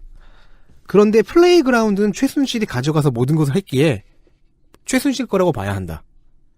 이 말은 약간 신빙성이 있기도 해요. 네. 인사청탁 부정 역시 자기가 이제 김상률, 김종득, 송성각을 장차관급에 임명하게 만든 것이 먼저 최순실이 사람을 요청해서 자기가 추천해 올린 것이다. 네. 라는 식으로 서술합니다. 그래서 만약에 이게 친박이 실제 친박이 아니고 그러니까 똑같이 바보 같은 사람들인데 이렇게 말하는 건 잔인하죠. 하지만 괜찮습니다. 여긴 알고 보면 팟캐스트거든요. 저희 빼곤 다 그렇게 말하죠. 모르셨죠? 친박이 똑같이 멍청한데 사실은 친박근혜가 아니야. 예. 그렇다 칩시다. 친박정희. 박씨 뭐 누구 없어? 친박지원이야. 괜찮다. 예. 친박 그런 거였다면 그 사람들은 어차피 좋아하냐 싫어하냐 예쁘냐 뭐 이런 거 되게 좋아하잖아요. 이런 거 물어보는 거. 그래서 아니 이 모든 청탁을 최순실이 먼저 요청했으면 당연히 그 친박은 그런 걸 물어봤을 거예요. 최순실이 당신을 그렇게 좋아했냐? 그렇죠. 그 질문 안 나왔어요. 이거는 이제 다르게 해석하면 차은택이 최순실을 버리고 있는 거죠? 네. 이런 겁니다. 차은택 자신이 이제 한국으로 귀국하기 전에 아직 일본에 있을 때 최순실로부터 전화가 걸려왔대요. 그 측근을 통해서. 그렇죠. 두 사람의 관계가 커피숍 프랜차이즈 사업을 위해 만난 것이라고 축소하자. 입을 맞추자. 위증하라는 지시를 받았다고 까죠. 네. 네. 그렇게 증언을 해버립니다. 네. 차은택과 고영태는 공히 최순실은 버렸습니다. 네. 네. 자신에게 해가 되지 않는 한에서는 가능한 한 정직하게 증언하라는 경향성을 보였다고 할 수 있는데요. 사소하게나마 김기춘의 논리 전개에 차질을 줍니다. 그렇습니다. 그래서 저도 처음에 신기한 게 그거였죠. 김기춘 무능하다라는 생각이 어디서 들었냐면 차은택을 포섭 못해? 네. 저 증인들과 아무 교감도 없었구나. 네. 김기춘과 차은택의 첫 만남을 증언할 때가 문제였는데요. 네. 이 시작을 서로 다르게 설명하는 겁니다. 그렇죠. 김기춘은 대통령이 지시해서 자기가 먼저 차은택에게 연락해서 만났다. 였는데 차은택은 최순실의 지시로 그 청와대에 들어가 김기춘을 만났다고 했습니다. 네. 장소도 거의 같고요. 그래서 조사위원들 측에서 이것을 종합해주죠. 최순실이 대통령 위내. 약간의 논리적 비약은 있긴 하지만. 네. 그러자 점점점. 왜냐면은 차은택은 최순실의 지시로 청와대를 들어갔으니까 최순실이 더 위 아니냐 뭐 이런 식으로 간 거죠. 그렇죠. 물론 차은택은 대통령을 직접 만난 적이 있냐는 질문에는 없다고 증언했습니다. 없다고 했습니다. 네. 네. 뭐 이건 믿을지 말지. 네. 그래서 점심 끝나고 이제 안민석 의원이 또 스포트라이트 달라고 하면서 승질냈죠. 뭔 놈의 위증이 이렇게 많냐. 그렇죠. 네. 그 다음 증인입니다. 네. 고영태입니다. 증인 고영태. 1976년생 광주 출생이고요. 전남공고 한국체대를 졸업하였습니다. 네. 대한민국 전 펜싱 선수였습니다. 네. 1998년 아시안게임에서 단체전 금메달을 따고요. 개인전 은메달을 땄습니다. 그런데 이렇게 할 수 있다는 것을 체육 안 해보신 분들이 처음 알았습니다. 연금을 일시금으로 수령했습니다. 이렇게 땡길 수 있었습니다. 그리고 전직 호스트파 출신으로 알려져 있고요. 이 당시 가면이 고민우라고 알려져 있는데 청문회장에서 물어보니까 그런 이름 쓰지 않는다고 대답했습니다. 광주나 부산에서 호스트바에서 활동을 했고요. 그리고 이 당시에 강남에 있는 마담이랑 명품 가방 수입 장사를 했다고 합니다. 참 이 단어 슬퍼요. 마담. 여성에 대한 높임말이잖아요. 그죠. 마담. 그런데 인신매매 업자 일을 하는 여성을 부르는 단어가 돼 있죠, 한국에서는. 마담이라는 단어의 명예는 빨리 회복될 것 같지 않아요, 한국에서는. 맞습니다. 아무튼 명품 가방 수입 장사를 했어요. 네. 최순실이 설립한 더 블루 K의 상무이사를 역임했고요. 그리고 최순실에게 유일하게 반말을 하는 관계였다고 알려져 있습니다. 네. 네. 최순실과는 호빠에서 손님 관계로 만났다는 설이 있고요. 그리고 차은택을 최순실에게 소개해준 사람입니다. 2008년에 가방 브랜드 빌로밀러를 선보였습니다. 네. 수입 장사 노하우를 그렇죠. 알려서. 네. 그리고 2009년에 방콕에서 엑스터시를 먹고 걸려서 네, 마약으로 1,500만 원 벌금형을 받았습니다. 이렇게 형이 낫냐고 그러는데 전 그 국가대표 금메달 리스트라서 그 점을 좀 참작해 주었다라고 하더라고요. 뭐 초범이었다면요. 네네. 그 이번 청문회를 통해서도 알려진 사실인데 최순실의 지시로 박근혜 대통령 옷과 가방을 제작하였습니다. 스캔들과 관련하여 가장 이득을 본 것이 없다고 평가되는 인물입니다. 왜냐하면 한국에서는 실제 물건 만드는 사람이 돈을 제일 못 버니까요. 그렇습니다. 노동의 가치가 회복되어야 할 때입니다. 그렇습니다. 뭐 노동의 가치가 똑바로 받아지는 곳이다. 그랬다면 최순실 게이트로 가장 이득을 본 건 이 빌로밀러에서 가방을 만드신 분들이었을 것이다. 그렇죠. 네. 네. 뭐 하루 전에 가방을 만들라고 지시하기도 했다고 증언했었죠. 그렇습니다. 그런 것들이 너무 힘들었다고 하고 네. 왜 이번 청문회에서 최순실이 이 고영태의 집에 찾아가서 싸우고 돈과 보석을 들고 나왔다고 네. 하는 증언이 여러 번 반복되었잖아요. 맞습니다. 저게 대체 무슨 말인가 싶잖아요. 네. 근데 호스트바에서 손님과 호스트바 직원으로 만났다면 가능하죠. 그렇다고 그렇게 합니다. 해서 친해졌다면. 그렇죠. 뭐 시계 같은 거 사주고 뭐 했을 테니까. 네, 뭐 우리 방송에서는 이런 단어를 처음 말해보네요. 뭐 공사를 했다거나 했으면. 네, 그렇겠죠. 네, 대한민국 최고의 공사를 친 거죠. 그렇습니다. 그리고 최고로 망한 거죠. 네. 그래서 2014년 최순실 관련 문건을 조선일보에 건넸습니다. 조선일보가 이 당시에 이거를 위험하다면서 시기를 기다리자고 했어요. 네, 맞습니다. 정말 위험해서일까요? 알 수 없습니다. 네. 그리고 TV조선에 나왔던 의상실 몰카. 저거 누가 찍었냐 의견이 분분했죠. 네. 그걸 찍은 양반입니다. 네. 아까 이제 차은택과 고영태가 똑같이 네. 최순실을 버렸다고 하셨습니다. 네. 고영태는 그 이상입니다. 그렇습니다. 차은택 이상의 포지션을 일찌감치 선점했어요. 1일차의 MVP의 증인은 아무래도 완벽한 회피 기동에 성공했던 이재용이라면 네. 2일차도 김기춘이 그렇게 되어 보였습니다. 네. 근데 막판에 몰락해버렸죠. 포위를 당하면서. 네. 저는 고영태 씨를 MVP 증인으로 꼽고 싶습니다. 그래요. 처음부터 이상적인 포지션을 잡고 갔습니다. 네. 나는 모든 것을 털어놓고 있다. 라고 설득하고 있었습니다. 네. 물론 이 사람이라고 위증 안 한 건 아닙니다. 그렇겠죠. 네. 하지만 증인들 중에서 가장 성실하게 증언에 임했습니다. 네. 그것만은 바뀌지 않습니다. 네. 아까 윤세민 위원장이 알려준 그대로입니다. 얻은 게 비교적 적기 때문이라고 추측할 수 있습니다. 고영태 씨가 최순실 문건을 조선일보에 건네고 이 일파를 최순실 일파를 박차고 나오는 과정은 이 비선 조직이라고 하기도 좀 그렇지만 이 일파가 어떻게 내분으로 박살나가는가를 바라보는 것과 똑같습니다. 네. 그 역사를 보는 것입니다. 고영태 본인의 증언에 따르면요. 먼저 2012년에 자기 지인이 본인이 하고 있던 그 가방 브랜드 빌로밀러의 제품을 이 사람한테 좀 보여줘라. 최순실에게 보여줘라. 네. 최순실에게 보여줄 것을 권유하며 최순실과 처음 만났고 뭐 측근까지는 아니라고 합니다. 전 이 부분을 믿을 수 없지만요. 네.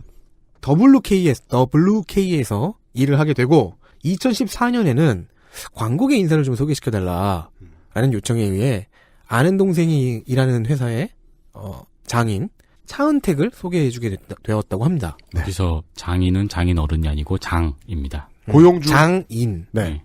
차은택 최순실을 연결시켜준 지 비슷한 시기로 추정되는 즉 지금으로부터 2년 정도 전 2014년이죠. 똑같은.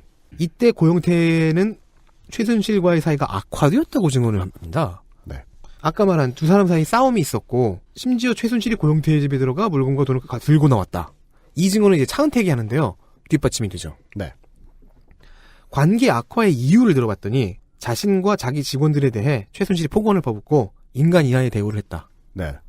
그 순간에 이제 갑자기 이야기가 진전되죠. 최순실과는 그렇게 친하지도 않았고 만난 지 오래되지도 않은 사이라고 했는데 집에서 인간적이지 못한 대우를 너무 받아가지고 그게 지겨워서 그 사람 집에 찾아가서 물건을 들고 아까 내 집에서 물건을 들고 나올 정도가 됐다. 어딘가 앞뒤가 안 맞습니다만 여튼 크게 싸웠다. 뭐 이 사람이 측근이 아니라고 부정했잖아요. 그 부분만 좀 빼면 네. 무리 없이 맞아 들어가는 스토리입니다. 네. 그 하나만 비었죠. 인간 이하의 대우 그렇다고 칩시다. 돈도 문제가 됐던 것 같습니다. 최순실의 지시로 만든 가방과 옷의 가격. 너무 쌌습니다. 가격을 쳐줘야 되는데 이게 너무 낮은 거예요. 현재까지 옷은 100여 벌 이상, 가방은 서류 가방까지 해서 3, 40여 개를 제작했는데 어떤 건 30만 원 이하로 잡으라고까지 지시가 내려왔다고 하네요. 그 청문회에 나와서요. 300 받은 걸 30이라고 깎긴 어려워요. 네. 그때 나왔던 그 가격이 맞는 거라고 봅니다. 손혜원 의원의 질의에서 가격이 좀 더 나왔는데 가장 비싼 축에 꼽히는 타조 가죽 가방이 네. 이거를 120만 원 쳐줬다고 하고. 네, 저도 증인이 오스트리치라 그러길래 네. 뭐였지? 이거 다시 한번 찾아봤어요. 네. 악어 가죽 가방은 280만 원에 넘겼다고 하더라고요. 손혜원 의원이 이를 도매가라고 표현하니까 고영태가 공정합니다. 그렇습니다. 그렇다면 다른 것들도 네. 인건비랑 재료비만 받은 거다. 그렇습니다. 그리고 이 가격은 최순실이 직접 지갑에서 꺼내줬다고 증언했고요. 그죠? 그때 이제 조사위원 측에서 이런 해석을 내놓죠. 최순실이 직접 줬다고? 청와대에서 지급한 게 아니라? 왜냐면 그랬다면 그건 뇌물이 되니까. 청와대에서 옷과 가방에 대한 지출이 없습니다. 그래서 뒷받침됩니다. 네. 새누리 황영철 의원이 이 가격을 대충 기다리니까 4,500여만 원인데. 굉장히 초라한 금액이죠. 네. 그렇지만 큰 금액입니다. 그 네. 금액조차도 네. 최순실이 사비로 지불했다면 이건 당신을 이용해서 최순실이 박 대통령에게 뇌물을 바친 것이다 라고 해석을 했습니다. 이거 뇌물죄 적용이 가능하다고 지적한 거죠. 순간 답변할 이유가 별로 없었던 고영태 증인은 부정도 긍정도 하지 않는 시그널을 보냅니다. 사실은 긍정이 아니었을까. 부정도 긍정도 안 했으니까 그렇구만요. 듣고 보니 이 정도의 그렇죠. 반응이죠. 예. 너 똑똑한데. 비박! 이런 칭찬하는 분위기. 그러면 이제 궁금해지죠. 이 사무실은 대체 어떻게 운영된 거냐. 이 공방이라고 해야 되나? 하여튼 이곳은 네. 최순실이 돈을 좀 대줬다. 네. 덕질 간사의 위험한 평가가 이어지겠습니다. 이상의 이 주장들을 보면요. 고영태 본인의 주장들을 보면 고영태는 꽤 오래 최순실을 엿먹일 계기를 찾고 있었던 것 같습니다. 그렇습니다. 한 2년 정도요. 그래서인지 이 사람이 청문회에서 잡고 있었던 포지션은 나 모든 걸 말할 준비가 되었으니 질문 열심히 해보세요 였습니다. 덕질 간사는 여유롭다고 표현했는데요. 저는 결연했다고 봤습니다. 아주 차곡차곡 잘 쌓여서 차가워진 분노. 인사이드 아웃의 그 분노가 아니에요. 네. 네. 이성적 분노. 그쵸. 네. TV조선에서 방송했던 그 의상실 CCTV. 내가 설치했다. 고영태가 설치했다. 설치에 다른 의도는 없었다고 증언했지만 무슨 나는 관음증이다. 이게 아니잖아. 가다가 꼭 이렇게 예. 자기 합류를 한 번씩은 해요. 그러니까 준비가 완전히 다 된 모습은 아니었어요. 이 사람도. 네. 그리고 이런 내부 고발자 역할을 했던 사람이 고영태만 있었던 것은 아닙니다. 이성환 씨라는 사람이 있어요. 미르재단 전 사무총장입니다. 그래서 이 사람과 만나서 당신 어떻게 할 거냐. 나는 이런 자료 갖고 있다. 당신은 뭐 갖고 있냐. 서로 조언을 나누고 각자가 모은 자료를 가지고 각자 언론과 정치권에 접촉해서 네. 내부 고발자 듀오가 돼버립니다. 그렇습니다. 다만 JTBC가 입수한 타블렛 PC는 자신이나 이성환이 제공한 것이 아님을 확실하게 증언했습니다. 그러니까 부정했죠. 네. 정리하면은 더민주 손혜원 의원이 지적한 대로 이 사람은 내부 고발자고요. 네. 오늘의 이 청문회가 있게 한 공신 중 한 명이고요. 그렇습니다. 최대한 최순실을 엿먹이는 쪽으로 성실하게 답변하는 모습을 보여주니까 모든 의원들이 네. 고영태 씨를 신문할 때 태도가 점점 부드러워져요. 시간이 갈수록. 조사위원들이 보기에도 잘하면 주요 부역자까지는 아닐 수도 있는 사람이 돼버린 거예요. 이 사람이 지금. 실제로 중요한 쟁점에 대해서는 그렇게 아는 게 많이 없었어요. 네. 네. 하지만 최소한 최순실이 어떤 사람이고 네. 어떻게 움직이는지를 보여주고 기본적인 사안에 대해서는 네. 충분한 정보를 제공해줄 수 있었다. 그렇습니다. 그리고 그 역할을 하고 싶어서 안달이 났다. 네. 저는 재밌었던 포인트가 뭐냐면은 의원들이 신문하는 태도가 점점 부드러워졌다 그러잖아요. 네. 그 전날에 손혜원 의원이나 박영선 의원이 이제 말을 하다가 소환수로 주진영 씨나 김상조 박사에게 이제 첨언을 요청을 하잖아요. 그렇죠. 네. 그럼 그 두 분이 딱 맞는 대답을 들려주시고 하잖아요. 네. 그렇게 중간중간 자신의 헬퍼로 활용을 했잖아요. 나중에 고영태 씨가 2차 증언 청문회에선 그 역할을 해요. 네, 나중에는 2차의 소환수. 네, 나중에는 고영태 씨를 그렇게 헬퍼로 활용을 해요. 우리가 좀 전에 얘기한 그거죠. 거짓말을 누가 제일 많이 하는 것 같아요? 에이다 암시롱. 굳이 고영태한테 왜 물어요, 그걸? 왜? 심리적으로 고영태가 제일 믿음직스러웠던 거예요. 의지하고 있던 거예요. 네. 그리고 그 의지를 보답해줬고요. 네. 맞습니다. 네. 두 명의 리베로에 대한 이야기를 했습니다. 광고를 듣고 와서 또 주요한 인물이 남아 있습니다. XSFM입니다. 바른 선택, 바른 선택. 1599 콕 집어 콕. 믿어도 되는 김치를 찾을 땐 콕 집어 콕. 햇서 빙진 김치. 재료부터 공정, 유통까지 안심. 직접 구매한 재료로 만드니까요. 그러니까 김치가 생각날 땐 콕 집어 콕. 네.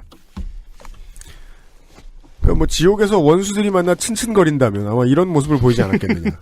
예. 안민석 의원과 이 사람이죠. 더 정확하게는요. 지금부터 3명을 네. 연속으로 설명드리고 이 3명의 아비규환을 네. 설명을 드리려고 합니다. 첫 번째로는 이 사람. 장시호입니다. 증인 장시호 1979년생입니다. 아, 79년생이야? 네가 쓴 거 아니니? 맞습니다. UMC와 동갑 아닌가요? 네, 맞습니다. 그러네요. 그래서 놀랬네요. 네. 현대고를 졸업했고요. 79년생이면은 아까 차은택 감독, 차은택 증인과는 다르게 고교 평준화 이후에 서울 사람이기 때문에 이 동네 사람입니다. 최순실 씨의 언니인 최순득의 딸입니다. 네. 최태민의 손녀고요. 최순실을 이모라고 부릅니다. 그렇습니다. 네. 실제로 계속해서 이모라고 불렀습니다. 네. 이모님. 네. 장시호라는 이름은 개명한 이름이고요. 개명 전 이름은 장유진입니다. 평범한 이름을 가지고 있다가 좀 못 들어본 이름으로 개명했으면 이건 본인의 의지로 개명한 게 아닙니다. 엄마가 어디 가서 따온 거죠. 그런 설도 있고요. 이건 토템이다. 네. 네. 몸이 안 좋아져서 개명했다는 설도 있고요. 그러니까 몸이 안 좋아졌는데 치료 과정으로 왜 개명을 선택하느냐고.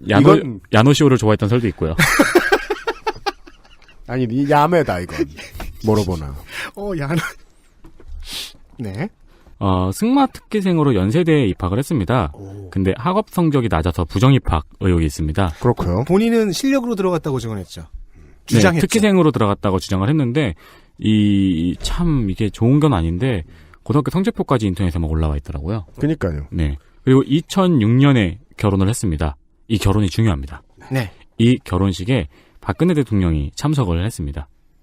그리고 커터칼 피습 직후였죠. 커터칼 피습 15일 후였습니다. 어이고. 붕대를 감은 채로 참석했다고. 다친 합니다. 상태에서 공식 소상의 모습을 드러냈는데 그게 장시호의 결혼식이었다. 첫 번째 결혼식이죠 아마? 그래서 많은 위원들이 이 부분을 집중적으로 질문하기도 했습니다. 박근혜 대통령과 대체 무슨 관계냐. 당신도 박근혜와 어떤 긴밀한 관계가 있는 것이 아니냐라고요. 물론 본인은 계속 부정했습니다만. 사회자가 이사업체 대표세요? 그러네요. 이사업체 대표군요. 네. 네. 예전에 피자집도 하셨죠? 맞습니다. 사회는 조영구 씨가 사회를 보셨다고 합니다. 그러니까 이게 무슨 의미가 있냐면 돈 많이 든 결혼식이라는 그렇죠. 소리입니다. 네. 그러니까 조영구 씨가 누구를 알아서 진행하러 가는 사람이 아니에요. 조영구 씨가 이 장시호 씨 아들이 아니죠. 장시호 씨 아이의 돌잔치 사회도 진행을 했다고 합니다. 그냥 비싼 사회라 부른 것이다가 일단 제 추측이고요. 지난 마리텔 본방에서 조영구 씨가 나오자마자 이 부분에 대해서 해명을 했습니다. 역시 마리텔을 꾸준히 보는 것은 도움이 됩니다. 그렇습니다. 네. 뭐라고요? 전혀 관계가 없다고요. 돈만 보고 갔답니다. 아하. 자, 맞죠? 네. 근데 이런 질문을 하면 누구나 청문회장에 들어앉는 기분이 들기 때문에 일단 본인은 몸통이 아닌 걸로 가긴 해야 돼서. 그죠. 네. 한국 동계 스포츠 영재센터, 문제가 되는 단체죠. 네. 줄여서 동계영재센터. 그렇죠. 동계영재센터의 사무국장이었습니다. 체육 관련 경력이 전혀 없는데 최순실이 제주도에서 애 키우지 말고 올라서 일을 하라고 불렀다고 합니다. 반강제로. 국가가 만들어준 기관의 사무국장이에요? 그러니까요. 평창 동계올림픽 개입 의혹이 있고요. 청문회에서의 하이라이트는 김종차 관과 그리고 김재열 사장과의 죽어라고 안 맞는 팀워크였습니다. 그렇습니다. 제가 해석하느라 죽을 뻔한 이야기죠. 네. 이 스토리 해석하느라. 네. 주요 이슈는 삼성에서 이 동계 스포츠 영재센터에 16억을 후원받았다는 이야기인데요. 네. 요거 가지고 이 셋이 말이 계속해서 엇갈립니다. 그거에 대해서 본격적으로 시작하기 전에 인터넷 돌아다니다가 카더라 하나 주웠는데 그것도 말씀드리자면은 트윈스 오어 낫이라는 얼굴 인식 프로그램에서 박근혜 대통령과 얼굴이 100% 일치했습니다. 아니 이게 루머는 이제 그만. 원래요 이게 TV조선이었으면은 김정은 닮은 그 아저씨 누구죠? 그 아저씨가 막 이랬어야 되잖아요. 막 이랬어야 되잖아요. 근데 저는 그냥 웃기네요 이거는. 100%면 이상하잖아요. 왜냐면 성형을 많이 한 뒤라서. 그죠. 네. 근데 이 얼굴인식 프로그램이 아마 그 눈 사이 간격하고 이목구비 위치를 기반으로 아마 할 거예요. 현재 얼굴 인식 프로그램은 영화나 드라마에 나오는 것처럼 첩보 영화에 나오는 것처럼 그렇게 엄청나진 않습니다. 여튼요.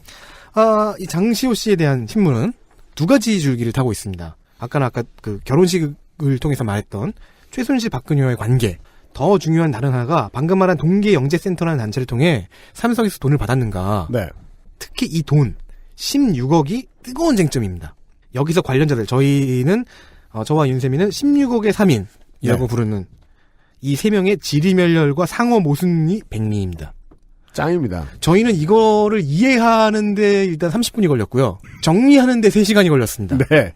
그러니까 나는 이걸 우리가 이해 못하는 줄 알았어요. 그러니까 청취자 여러분들도 만약에 이 장시호 씨를 비롯한 3명의 증언들을 이해를 못하신다. 괜찮습니다. 여러분은 정상입니다. 기호학 기말고사였어요? 네. 네. 일단 장시호, 김지열, 김종이라는 이 3명의 증언들을 한번 쭉 시간 순서대로 따라가 보죠. 먼저 장시호는 처음 답변에서 문체부에서 6억을 받았고 삼성에서 16억을 받아서 이렇게 들어와서 총 22억인 거죠. 이렇게 들어왔다고 말하면서도 정작 이를 전해준 것으로 알려진 제1기획의 사람은 못 만났다고 증언을 합니다. 먼저. 제1기획의 인물은 장시호가 못 만났다라는 증언. 그냥 돈이 들어왔다. 네. 확인도 안 했다. 그리고 그 직후 김재열 제1기획 사장은 답변을 하는데요. 네. 이게 모든 걸 헝클어놓기 시작합니다. 김재열 제1기획 사장으로 넘어가죠. 네. 네, 이번 청문회 연막탄이었습니다. 연막탄까지 등장할 줄은 몰랐습니다. 네. 증인 김재열 1968년 출생입니다. 웨슬리안 대학교 국제정치학 학사였고요. 존스 홉킨스 국제정치학 석사 그리고 스탠퍼드 경영학 석사를 땄습니다. 제1기획 사장이고요. 동아일보 창업자인 김성수의 증손자이며 김병관 동아일보 명예회장의 차남입니다. 배우자는 이서연 삼성물산 사장으로 그렇다면 이 김재열 사장은 이건희 씨의 둘째 사위가 되는 거죠. 개인적인 의견으로는 이분들이 다 불쌍합니다. 그래도 우리보다 훨씬 잘 살 텐데 뭐가 불쌍해요. 김재열 씨가 2000년 미국 이베이에서 근무를 시작으로 2002년 제1기획 상무보, 2010년 제1모직 부사장, 경영기획 총괄 사장을 합니다. 그러니까 10년 만에 지금 제1모직 경영기획 총괄 사장까지 올라간 거예요. 순식간에. 김성수의 증손자인 게 중요한 게 아니죠. 이서연의 배우자인 게 더 중요하죠. 네. 그리고 2011년에서 2016년까지 대한빈상연맹 빈상경기연맹. 2011년부터 2016년까지 빈상이라고 가지고 빈상 비어있는 상? 아니지 장사 못하는 아저씨. 네. 대한빙상경기연맹 회장을 맡았습니다. 네. 이게 왜 중요하냐면요. 네. 이 시기가 이제 김연아 선수하고 안현수 선수 관련 이슈로 빙신연맹. 그러니까 빙연이 욕을 가장 많이 먹었을 때 회장입니다. 꾸준히. 네, 맞습니다. 네. 그 당시에 회장이고 회장으로서 나와서 사과도 했습니다. 네. 2012년에는 대한체육회 부사장, 2013년에는 소치 동계올림픽 선수단장. 보통 이건 빙연 회장이 하는 걸로 알고 있습니다. 네. 2014년에는 평창 동계올림픽 조직위 부위원장, 그리고 제1기획 스포츠 사업 총괄 사장이 됩니다. 네. 2016년에는 국제빙상경기연맹 집행위원이 됩니다. 네. 이력만 보면 체육계에 아직은 젊은 엘리트로 보입니다. 2011년부터 꾸준히 경력을 쌓아온. 네. 그런데 청문회에서의 모습만 보면 아까 김성수 씨, 김병원 씨, 이건희 씨 이름 다 불쌍하다고 말씀드렸잖아요. 네. 이런 바보가 없습니다. 배치 같았어요. 제 말이 비하가 아니라고 말해보세요. 난 더 심하게 말했는데 뭐야. 네. 자, 제1기획은요, 평창 올림픽의 개회식, 피회식 사업을 총 600억 원 상당을 수주했습니다. 네. 그리고 우연치 않게도 최순실의 조카 장시호가 소속해 있는 한국동계 스포츠 영재센터에 16억을 후원했습니다.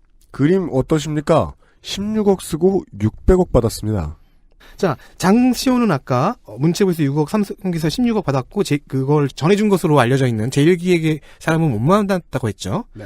일단 그럼 지금 처음 만난 거죠? 청문회에서. 김지열은 이렇게 얘기합니다. 장시호는 본 적이 없다. 여기까지 맞아요. 그런데 갑자기 김종차관이라는 사람을 등장시킵니다. 네. 문체부의 김종차관이 이 동계영재센터를 이야기해줘서 감동을 받아서 후원하게 되었다라고 답변을 해버립니다. 그래서 김종차관은 깜짝 놀랍니다. 네. 김지열 사장 같은 경우에는 이제 청문회에서 우리가 어떤 사람의 논리적 허점을 발견해가지고 그 위증을 증명하려고 할 때 네. 이쪽 저쪽에서 쳐야 되잖아요. 네. 이것을 오래되신 분들은 경락 마사지라고도 하는데요. 경락 마사지. 네. 이쪽 저쪽에서 쳐가지고 균열을 만들어야 하는데요. 김지열 사장 같은 경우는 본인이 너무 흔들리니까 의원들이 오히려 치질 못했어요. 불안해서요. 네. 네. 아, 그리고 흔들리는데 어느 쪽으로 흔들리고 있는지를 먼저 파악해야 되는데 네. 파악하기가 힘들어요. 녹취록을 놓고 보는 저희도 힘들었어요. 증인 김종. 세 번째 선수. 1961년생 서울 출생입니다. 서울 광성중학교, 고등학교, 그리고 한양대학교 신문방송학을 졸업했고요. 일리노이 대학원 스포츠 경영학, 뉴멕시코 대학원 스포츠 경영학을 했습니다. 1991년 두산 베어스 기획홍보, 2005년 아시아 체육학회 사무총장, 2008년 문체부 규제개혁위원회 의원, 2009년부터 2010년 스포츠 산업 관련하여 여러 협회와 학회의 회장, 부회장 등을 역임합니다. 그러니까 스포츠 산업과 관련해서 이제 점점 국내에서 큰 인물이 돼가고 있는 거예요. 네. 그리고 한양대 예술체육대학 학장이고 또한 교수이기도 합니다. 네. 이렇게 스포츠계에서 큰 인물이라면은 이런 개연성이 나와줘야죠. IB 스포츠와 굉장히 돈독한 사이라고 합니다. IB 스포츠요? 네. 설명해 주시죠. IB 스포츠 에이전시죠? 뭐 김연아 선수도 옛날에 소속돼 있었고 박태원 선수라든가 박지성 선수. 차관 일을 되게 오래 했습니다. 네. 2013년부터 지금까지면은요. 10월까지요. 네. 거의 지금 이번 정권과 함께 해왔어요. 네. 문체부 제2차관이라니. 네. 그리고 기밀 유설과 직권남용 혐의로 구속되었습니다. 네. 뭐 갑자기 바뀌어. 그렇죠. 대단하군요. 네. 대단하다가 갑자기 구속됐어요. 처음에는 최순실과의 관계를 부인하다가 빠져나갈 수 없는 증거들이 계속해서 등장하니까 네. 미르재단과 K스포츠재단 운영에 깊이 관여된 것으로 확인되어 현재 수사 중에 있습니다. 특히 정유라에게 특혜를 주는데 핵심적인 역할을 한 것으로 알려져 있습니다. 박태환 선수의 올림픽 출전에 대해 협박했다는 정황이 있어서 이것도 현재 수사 중이고요. 그리고 이번 청문회에 드러난 가장 중요한 이야기 중에 하나죠. 네. 개인적인 취향이신 것 같아요. 김연아 씨를 안 좋아합니다. 김연아 선생을 좋아하지 않아요. 네. 그리고 심지어 김연아 선생을 안 좋아한다는 걸 전 국민에게 사과했어요. 그렇습니다. 그리고 왜 안 좋아하냐는 질문도 받았어요. 그러자 또 사과했어요. 김연아 선수에게 각종 불이익을 주었다는 의혹이 있습니다. 근데 이에 대해서 김연아 선수는 불이익을 느끼지 못하였다고 발언을 했습니다. 그렇습니다. 이것도 미진이다! 논리적으로 사실 다 이해가 됩니다. 왜냐면은 제가 많이 찾아봤는데요. 네. 김연아 선수에게 뭔가 불이익을 주려고 노력을 했는데, 네. 결과적으로 고래 이빨에 낀 플랑크톤 같은 존재였던 거죠. 열심히 뭔가, 우리는 이렇게 악한 행위를 하고 다니는 플랑크톤을 어디서 보죠? 스펀지밥에서. 그렇죠. 세상은 뒤집어지지 않아요. 이름 뭐야, 걔? 예. 플랑크톤입니다. 맞아요. 플랑크톤의 악행으로는, 집게리아가 망하고 그러지 않아요. 네. 그러니까, 이 불이익을 주려고 했던 게, 김연아 선수를 어디 출전 못 시키는 건 불가능해요. 그렇죠. 네. 불이익을 주려고 했다는 게 찾아보니까 그게 무슨, 나라에서 주는 무슨 상 있잖아요. 네. 그거 안 준 거. 나경원 줄 거. 그 뭐라고? 초코파이지, 그게 뭐야. 그러니까요. 민간인에게 초코파이 주는 격. 그 혼자 막, 이번에도 안 줘야지? 작년에도 안 줬어. 내년에도 안 줄 거야. 왜냐면 난 안 좋아하니까. 죄송하지만. 마지막이 중요해요. 죄송하지만. 그 시간에 김연아 선수는 CF를 찍고 있었죠. 네. 자, 제가요, 방송을 준비하면서, 이번 데이터들을 윤세민 기자와 함께 하룻밤 이틀밤 새가면서 준비하면서, 잠을 못 자서 죽겠으니까, 파일명을 이런 식으로 붙이고 있었어요. 네. 죽을 것 같다. 네, 그렇죠. 뭐 이런 식으로요. 네. 그 파일명 제목을 청문회에서 온몸으로 보여주신 분입니다. 네. 최고로 주눅 들었어요. 모든 청문회를 통틀어서. 이게 딱 그 얼굴, 그 청문회에서 앉아있는 얼굴을 딱 보고 있으면, 원래는 이렇게 눈썹이 오로리 솟아있는 사람인데, 다 가라앉았구나. 그런 생각이 들었죠. 고양이처럼. 그렇죠. 오죽하면 김성태 위원장이 김중 증인은 얼굴을 좀 들고 마이크 가까이 대고 발언하라고. 점심 끝나고 그 얘기를 했죠. 네. 예, keep your head up. 예. 고영태의 평가에 의하면 최순실의 수행비서 같은 사람이었다고 합니다. 고영태 증인은 청문회 중에 그런 말을 했죠. 네. 수행비서? 이렇게 공포와 슬픔에 젖은 모습이 연기여도 아니어도 안쓰러울 정도였습니다. 왜냐하면 항상 이랬을 것이다라는 추측도 조심스럽게 할 수 있거든요. 네. 네. 자, 이렇게 해서 3명이 나왔습니다. 제주도에서 그 아이를 잘 보다가 이모님이 불러올려서 동계 스포츠 영재센터의 사무국장이 된 장시호. 그리고 김종이 시켜서 돈을 줬다고 말한 16억을 줬다고 말한 김재열 사장. 제1기획 김재열 사장. 네. 그리고 김종 차관은 네. 나는 그런 적이 없다라고 말합니다. 네. 근데 재밌는 건요. 김재열 사장을 만난 일은 있는데 플라자 호텔에서 같이 만난 적은 있는데 그때 장시호 씨가 있는 그 영재센터를 소개시켜준 적은 없다라고 말을 하는 겁니다. 따라서 마치 아무 연결점도 없는 사람이 아름다운 재단에 후원을 하듯. 그러면 제1기획은 16억? 16억을 줄 이 영재센터를 어떻게 하라느냐? 그죠? 자, 이제부터 이 16억의 3인이 벌이는 횡설수설 좌충우돌 상호 모순 쇼가 시작이 됩니다. 그러니까 그렇습니다. 이거는 그거죠. 그 아름다운 재단에 지금 후원하시는 분들이 그 알씨에서 듣고 후원합니다라는 말씀을 많이 하시잖아요. 네. 근데 그 알실이 없는 거야. 아니 어떤 사람이 갑자기 나타나가지고 뭐 지대답에대해서 듣고 후원합니다. 근데 그건 헷갈릴 수 있어요. 아 그럴 수 있네요. 청취자들이 그 알실에서 듣고 후원합니다라고 했는데 그 알실에서는 우리는 그런 광고를 내보낸 적 없다. 1599 콜센터에서 저희한테 그런 얘기 많이 해와요. EJ 듣고 뭐 장사 잘 되면 좋은 거죠. 헷갈릴 수는 있는데 그러기에는 동계 영재 스포츠 센터는요 적수가 없어요. 자, 이제 뭐 시간이 지나면 질문이 가고 또 시간이 지나서 다른 질문 오고 이러는 과정에서 네. 장시호 씨가 먼저 이상한 짓을 합니다. 받은 돈을 5억으로 번복하고요. 네. 그마저도 이제 또 그냥 들어왔다. 그냥 그런 줄 알았다. 그냥 주던데요? 라고 대답을 해버립니다. 네. 그리고 얼마 시간이 지난 다음에, 김지열에게 그 질문이 들어갑니다. 자, 16억이라는 액수가 결정된 그 절차는 어떻게 결정된 거냐. 네. 어떻게 16억이라는 액수가 결정이 되었느냐. 그러자, 어버버를 잠깐 몇 번 하다가, 실무 접촉으로 정해졌다고 대답합니다. 큰 실수했죠. 그래서 실무자가 누구인지는 묻자, 그죠. 말하지를 못합니다. 접촉한 적 없댔는데. 한편 나는 소개해준 적 없다라고 계속해서 외치고 있는 김종은 김재호를 만난 것까지는 인정하고 알선 혐의를 계속 부인합니다. 네. 장시호는 또 갑자기 또 말을 바꿉니다. 제1기획사장 김재호를 김종과 함께 만났다고 말합니다. 아까 만난 적 없다고 했잖아요. 그렇죠. 그리고 여기서 미래전략실 장충기. 네. 그의 이름이 또 잠깐 등장했다 사라집니다. 집에 있는 장충기 증인은 땀이 삐질삐질 납니다. 김재열은 계속해서 횡설수설합니다. 네. 16억이 어디서 나왔느냐? 어버버. 네. 어디서 나왔냐니까 어버버. 그러다가 이런 단어가 나옵니다. 삼성전자 글로벌 마케팅 부서.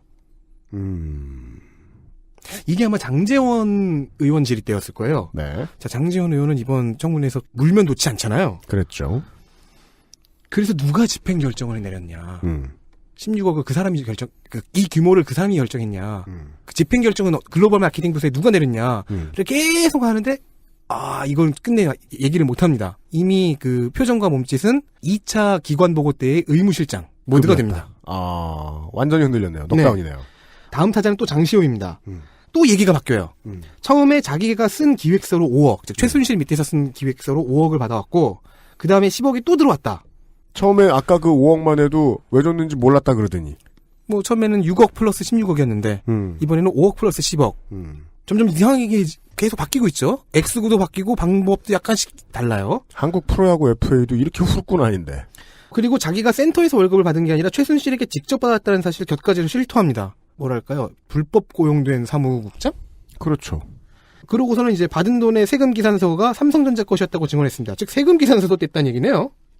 그러네요. 점점 이상해지죠. 네. 네, 그리고 이 세금 계산서를 김재열 사장이 장제원 의원에게 자료 제출을 했는데 그건 또 5억만 제출을 했어요. 그래서 장시현 의원이 이것도 뭐냐고. 대체 뭐가 맞는 거냐. 배달 사고죠. 결국 이렇게 됩니다. 장시호와 김재열의 증언은 서로 주고받은 금액이 맞지가 않아요. 그러네요. 그리고 장시호 플러스 김재열과 김종 차관은 누가 이 장시호 김재열을 알선해줬는지에 대해서 맞지 않아요. 네. 김종욱께서 나는 억울하다. 근데 만나긴 했다. 장시호는 나 이만큼 받았다. 아니 저렇게 받았고 이렇게 받았다. 모르겠어.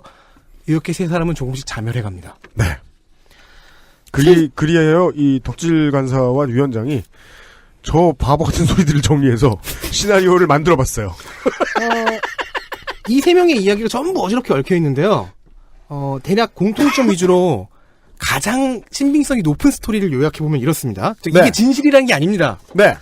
유추해본 겁니다. 그렇습니다. 김종 차관의 알선을 통해 삼성 즉 제1기획의 김재열 사장이 장시호가 꾸려가고 있는 동계영재센터에 16억을 지원했고 이 돈은 삼성전자 글로벌 마케팅 부서에서 끌어왔다. 장시호는 세금 계산서도 착실하게 뗐고 좋은 사무국장이에요. 네.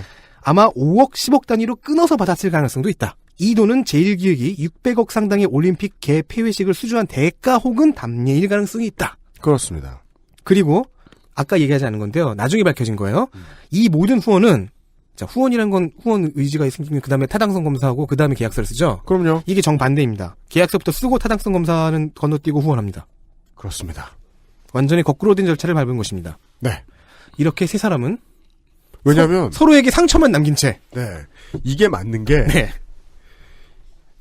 이 계산이 되었어야 삼성이 계산한 다음에 삼성이 계산했고 최순실 씨 계산을 한 다음에 여기서 각종 서번트들을 동원해서 최순실이나 뭐 누군가가 물어봅니다. 우리 중에 서번트 누가 있어? 저기 종이요. 종이가 종이가 가. 그래서 종이가 갔고 다리를 놓았고 저긴 재열이가 가. 재열이 갔습니다. 장시호는 정말 몰랐다. 그러면 나머지들도 모를 겁니다. 결정된 걸 수행하러 간 거지. 네. 그죠. 김종 차관이 플라자 호텔에서 김재열 사장을 만날 때 삼성 측 인물이 한 명 더 있었다고 증언했습니다. 그게 지금 장충기라고 하죠. 그게 지금 장충기일 가능성이 높고 김재열 사장은 뭐 그거에 대해서 답변을 해야 되는데 답변을 할 수 있는 사람이 아니었어요. 네. 일단 정서 상태부터 건강하진 않았던 것 같습니다. 굉장히 이렇게 주눅 들어 계시고. 네. 그러니까 사실 여기에도 장충기 사장이 들어가면 퍼즐이 맞아요. 1회차에서 말씀드렸듯이 네. 미래전략실 소속이거든요. 네. 따라서 이제 그렇게 해석해 주셔도 좋습니다. 미래전략실을 해체하겠다는 것은 증거인멸. 장충기가 갈 다른 부서를 만들겠다. 그렇죠. 다른 데 숨겨주겠다. 전략미래실. 뭐든 만들겠다. 네. 라는 쪽으로 보셔도 뭐 나쁘진 않을 것 같습니다. 다만 이제 국민들은 이것을 확인한 거다. 그동안 꾸준히 이제 촛불 정부에서 제기가 되었던 배웠다는 것들이. 네. 이렇게 난리부르스를 주고. 그러니까 이게 윗대가리 권력 몰빵을 하는 수직적인 상하관계 문화가 오래 가다 보면 우리가 그토록 찾아 헤매던 배웠다는 애들이 서번트 노릇이나 하고 있게 돼 있다. 어리버리한. 이거 보세요. 동아일보 창업자, 고대 설립자, 김성수의 증손자. 네. 그리고 그동안 어떻게 해서 여기까지 승승장구했는지는 모르겠지만 스포츠계에서 배울 걸 다 배우고 실전도 매우 많이 해본 탁월한 레서피랜다. 레주메를 가지고 있는 엘리트가 공무원이 기업과 청와대에 쪽노릇만 했어요. 예. 그리고 실체는 모르는 상태로 지금 청문회장에서 실컷 깨지고만 있고요. 네. 이렇게 쓸 거면 이렇게까지 유능한 사람들이 뭐가 필요해. 장시호면 되지. 그쵸. 예. 이게 저쪽의 마인드였을 것이고 그걸 지금 국민들도 간파한 것 같습니다. 여튼요. 예, 여기까지 지금 중요한이 아니고 웃긴 그날 출석한 웃긴 증인들을 보셨고요. 마지막 한 사람을 남겨놓고 있습니다. 광고를 듣고 돌아오죠. XSFM입니다. 언제까지나 마지막 선택. 아로니아 진. 자체 교사 자격 시험을 통과한 선생님들만 수업을 진행하고 적은 학생 수를 유지해 수업의 질이 떨어지지 않는 전화 영어. Perfect 25.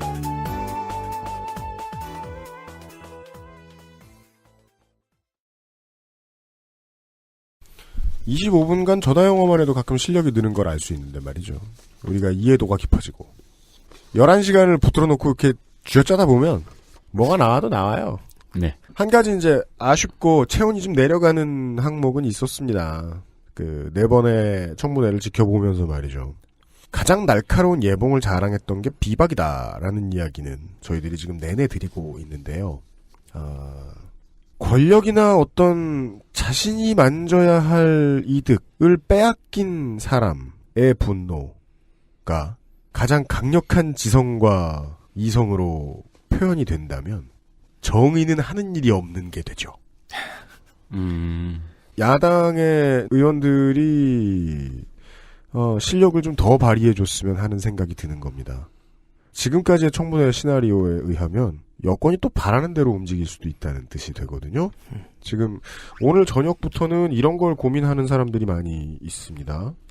이대로 가다가 탄핵이 이제 만약에 잠시 후에 가결이 되고 난 다음에 특검이 수사기간을 연장받지 못하는 수가 있을 수 있어요.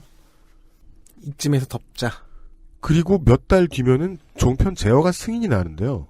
그때부터는 TV조선이 원하는 걸 얻은 뒤죠. 그 다음에 팔이 짧아진 특검은 대통령을 기소하지 않기로 결정하고 그 다음에 탄핵 심판이 빨리 결론이 안 나고 장기화가 돼버리는 거예요. 사법부가 협조를 안 해주는 시나리오를 생각하고 있는 사람들이 많을 겁니다. 지금 팟캐스트들이 떠들기 시작하고 종편들이 떠들기 시작할 겁니다. 그건 뭐 고쳐야 될 텐데 이것은 청문회를 보면서도 좀 신호가 있지 않나 싶어요. 야당이 더 똑똑했으면 싶다 하는 생각은 들었어요. 이번 청문회 2차 청문회에서 가장 똑똑했던 인물이 남아 있습니다. 네. 2일차의 주진형. 제가 네. 청문회를 보면서 저는 그게 좀 보이더라고요. 물론 틀릴 수 있는데 저 사람 일 잘할 것 같다. 저 사람 일 기가 막히게 잘할 것 같다는 사람들이 보이더라고요. 김기춘? 네, 김기춘 그리고 주진형 그리고 저 사람들 일 잘할 것 같다라고 생각하는 거에 진짜 끝판왕. 네, 여명숙 참고인입니다. 참고인 여명숙 1966년 출생입니다. 그리고 이화여대에서 철학과 학사, 석사, 박사를 했습니다. 이랬으면 정말 공부한 거다. 네. 네. 한 학교에서 계속. 네. 네. 그리고 스탠퍼드 언어정보연구소에서 박사 후 과정을 지냈고요. 스탠퍼드야? 네. 왜요? 여기 유명해요. 여기 어느 정도. 아이고, 듣본 줄 알았네. 존나 가고 싶었어. 스탠퍼드 문예창 작가가 유명하지 않나요? 시끄러. 아무튼 포닥을 했고요. 네. 예. 저 포닥을 이제 언어정보연구소에서 했고요. 그죠. 이건 닥터 후 과정이 아니죠. 네. 그랬으면 전화부스에서 네. 타디스를 타고. 네. 무슨 덕후 같은 소리야. 박사 후. 네. 그리고 박사 후. 네. 그만해. 서울대학교 박사 후. 그만해. 신났어 왜? 영어 발음. 네. 누구였죠? 여명숙 씨입니다. 서울대학교 융합기술원과 카이스트 전산학과 등지인데 증지로 썼네요.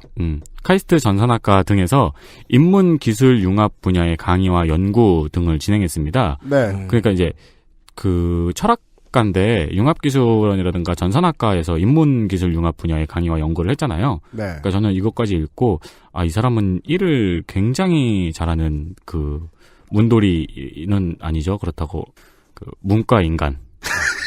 그렇죠. 왜 진해 인간 같아? 문과 인간. 네, 문과 인간. 그게 철학자라고 해요. 그죠. 네. 철학자이죠. 네. 그러니까 저는 이 사람의 이력을 읽고 머릿속에 떠오르는 가장 비슷한 사람은 워쇼스키 형제. 워쇼스키 남매. 네. 네, 남매죠. 워쇼스키 남매. 그러니까 이제 인문학, 철학과 기술에 이제 그러니까 실제로 융합이라는 이름을 달고 있는 학술 심포지엄에서 종종 이름이 보이던 인물이었는데 네. 그러니까 융합이란 이름 달고 있는 저 세미나나 심포지엄에 이름 많이 내놓는 사람들은 나중에 폴리테이너 하려고 하는 사람 아니야라고 봤는데 이런 사람도 있더라. 여명숙 씨 같은 경우에는 정말로 인문학에서 시작해서 과학으로 넘어간 인물. 실제로 포스텍으로 넘어가면서 팠던 분야는 VR이죠. 네. 네. 그러니까 인문학이 앞으로 사회에서 필요해질 거다. 인문학이 중요하다라는 소리 하려면 이 정도는 공부해야 돼요. 그리고 그런 소리 하는 사람이면 게임을 연구해야 돼요. 맞습니다. 맞는 길이에요, 이거. 네, 맞습니다. 2011년부터 포항공대 창의 IT 융합공학과에서 강의를 했고요. 2015년 4월부터 게임물관리위원회 위원장을 맡았습니다. 이게 의외라는 겁니다. 저는 지금 팟캐스트적으로 어떻게 지금 찍고 있느냐. 이 정도 인재들은 불러와서 내가 심부름시키면 다 하더라라는 생각으로 이런 사람을 불러왔던 것 같기도 해요. 그렇죠. 네. 근데 이런 인물일지 몰랐던 거지. 저 개인적으로는 이분 제자로 들어가고 싶어요. 가정을 이왕 하는 김에 한번 해보자면요. 네. 그런 생각을 가진 사람한테 게임물관리위원회 위원장이란 직책은 그렇게 대단한 사람처럼 안 보이죠. 위험한 가정을 계속 하자면요. 예, 네. 가정일 뿐입니다. 그렇습니다.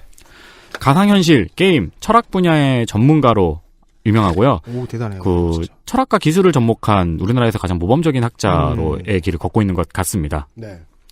여명숙 씨가 나와서 이야기했던 분야는 차은택과 관련된 부분입니다. 자, 지금 아까 전에 우리는 바보 3명을 보면서 장시호가 관련되어서 어떻게 돈이 오고 가고 이권이 오고 가고 네. 평창 올림픽이 망가지고 있었는가를 네. 봤잖아요. 네. 이번에는 차은택이 해먹은 것들입니다.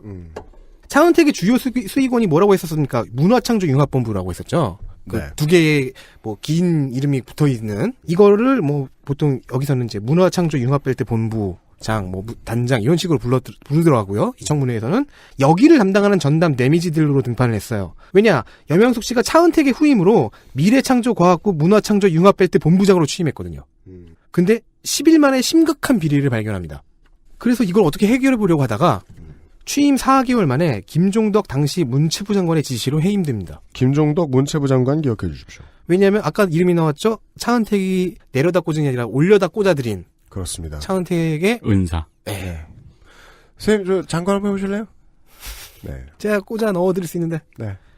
표면적인 이유는 현재 겸직하고 있는 업무인 게임물관리위원회의 업무가 늘어나서다. 라고 증언했습니다. 그런데 이제 게임물관리위원회의 위상이 이제는 등급 부류보다는 최신 게임을 선보이는 그런 쪽으로 점점 바뀌어가고 있어요. 바빠지는 순간이 있죠. 네. 락스타에서 GTA 새 시리즈를 발표한다고 할 때. 네. 이 업무는 그냥 그러면은 늘어나는 그 성수기가 따로 있고 네. 좀 줄어드는 비수기가 따로 있는 건데 네. 어느 정도는 정해져 있는 건데 정말 그런 이유 때문에 지금 저를 내리는 겁니까라고 여명숙 씨가 따져 물으니까 왜냐하면 위원장 입장에서 편안하게 생각해 보겠는 게 업무가 늘어났으면 위원장으로 하여금 사람을 더 뽑아라라고 시키지. 위원장도로 내려가라고 하진 않죠. 네가 일을 많이 해라. 겸직 하나 때려쳐라. 언제부터 그렇게 노동 친화적이었다고. 그렇죠. 그러자 대통령이 아침에 전화해서 내려보내라 지시했다고 하네요. 네. 그리고 송성각 콘텐츠 진흥원장은 좀 더 솔직하게 이렇게 얘기했다고 합니다. 네. 신임 단장, 즉 그러니까 여명숙 씨죠. 네. 신임 단장이 점령군처럼 굴어서. 네. 이게 무슨 소리일까요?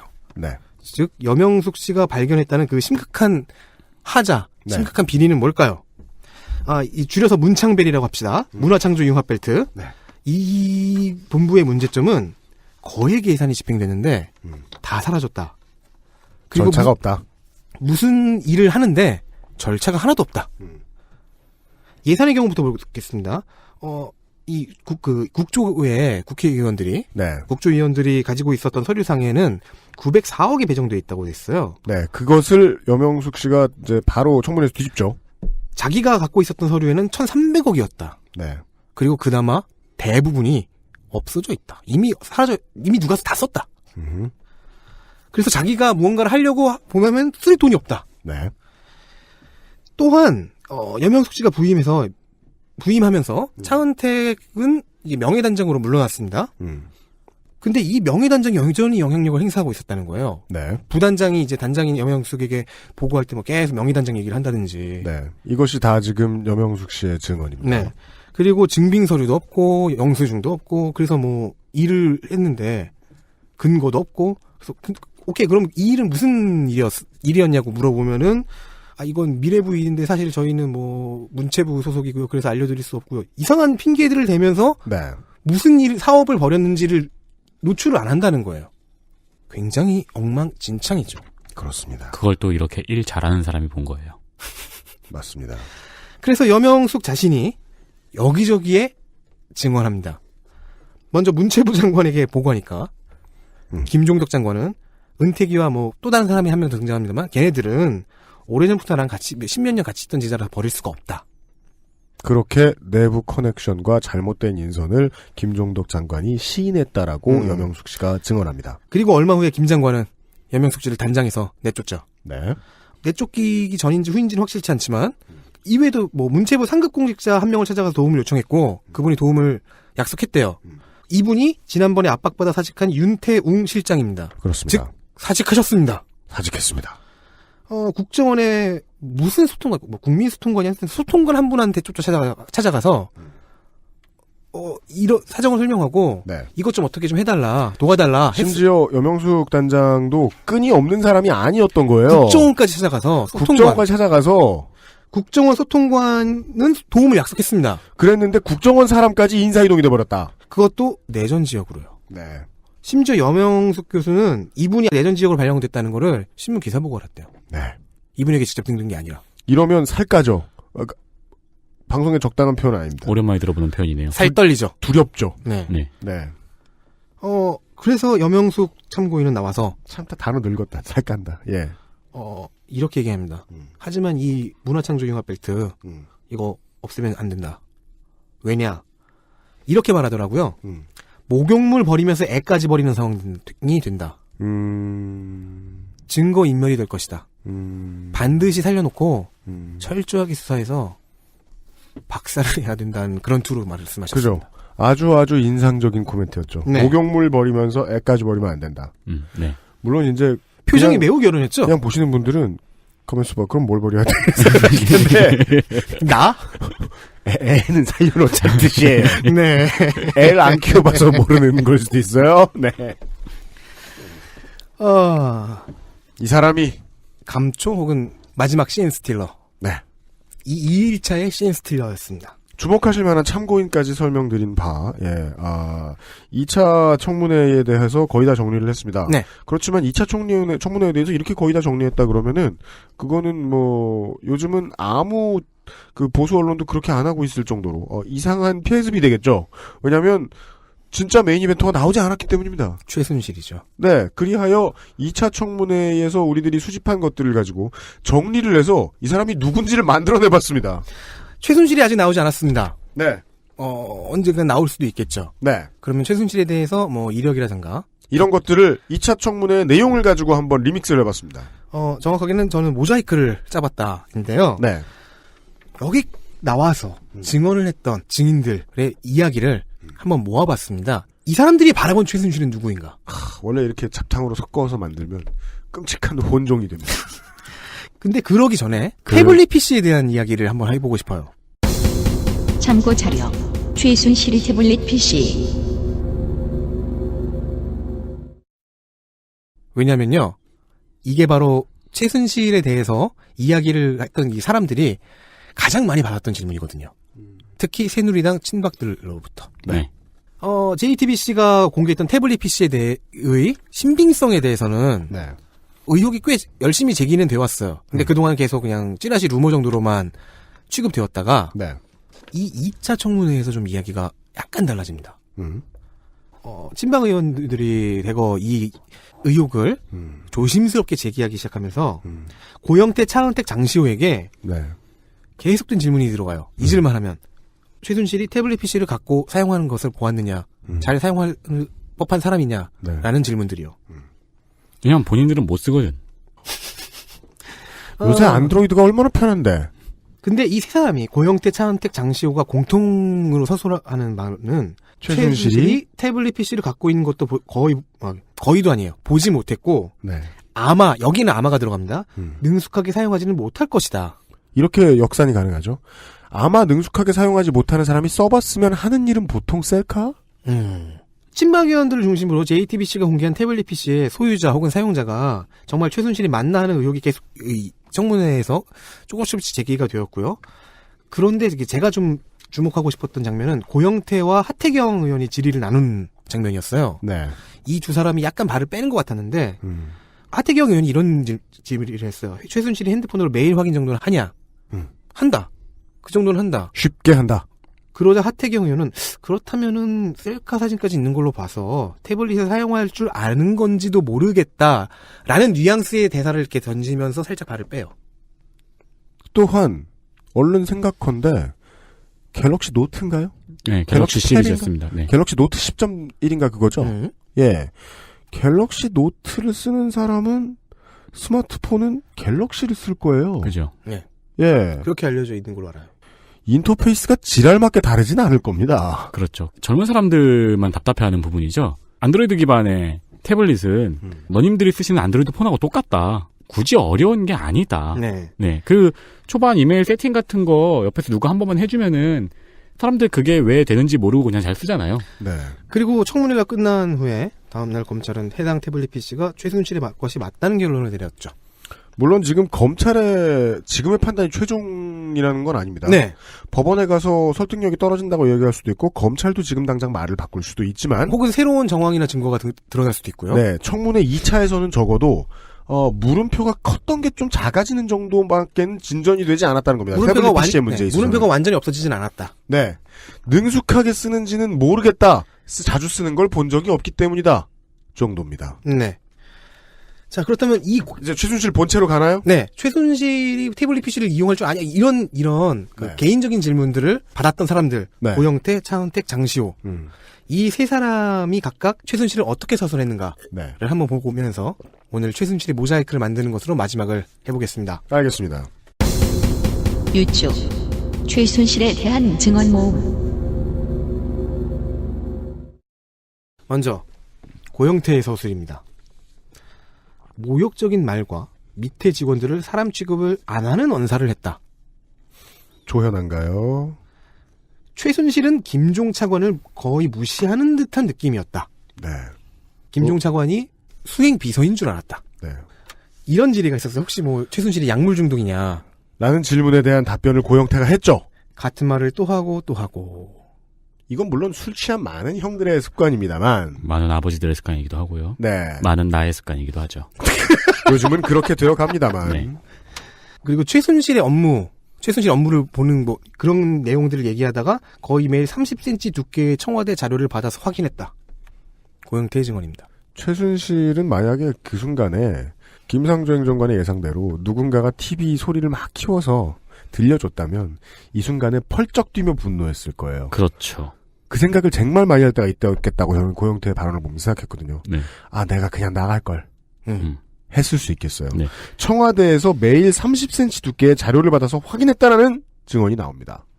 세월호 사건 이후 이거 궁금하실 거라고 생각해요. 세월호 이 사람이 어떻게 생각하고 있는가? 이거 최순실이 세월호를 어떻게 바라보는가? 지금 이야기 나오는 이 고영태 서술에 의하면 촛불 나오는 분들 한 30-40만 명 더 늘게 생긴 발언이었어요. 세월호 사건 이후 노란색만 봐도 좋게 생각하지 않았다. 그렇습니다. 위원들 중에 저 같은 이상한 좀 기묘한 호기심 가진 분들이 또 계셨던 모양입니다. 네. 혹시 박근혜 대통령이 쓰는 어휘를 최순실이 사용하지 않았을까? 그렇죠. 그래서 2년 안에 통일이 된다는 말을 자주 했느냐? 통일이 된다는 말을 자주 하지는 않고 자주는 안 했는데 곧 통일이 될 것 같다고만 했다. 네. 그 말은 했다. 통일 대박이나 혼이 비정상이라는 표현을 쓴 적이 있냐? 네. 쓴 적이 없다. 그렇습니다. 네. 거의 그렇다면 이것은 박근혜 오리지널이다. 누가 번역을 그렇게 했다. 네. 거의 매일 30cm 두께의 청와대 자료를 받아서 확인했다. 이 말이 사실이라면은 가장 일을 잘하는 사람은 이 사람이죠. 다음은 차은택의 서술입니다. 네. 이거 재밌어요. 문화 콘텐츠 관련해서 생각을 써달래서 써줬더니 대통령 연설문에 들어가 있었다. 그렇습니다. 표절! 그러니까 차은택의 서술은 이게 사실이면 덕질 간사의 말대로 표절이고요. 이게 사실이 아니면 그냥 자기 한 번 빼는 거죠, 지금 네. 차은택 씨가. 그래서 저는 후자일 거라고 많이 생각을 했던 게 저는 이거를 막 정신없이 기록을 막 하면서 야 여기서 네가 그 구절이 뭔지를 말해줘야 히트지. 그렇죠. 라고 생각을 했거든요. 네. 그 판단을 못하진 않았을 거예요. 사실이라면. 그러게요. 네.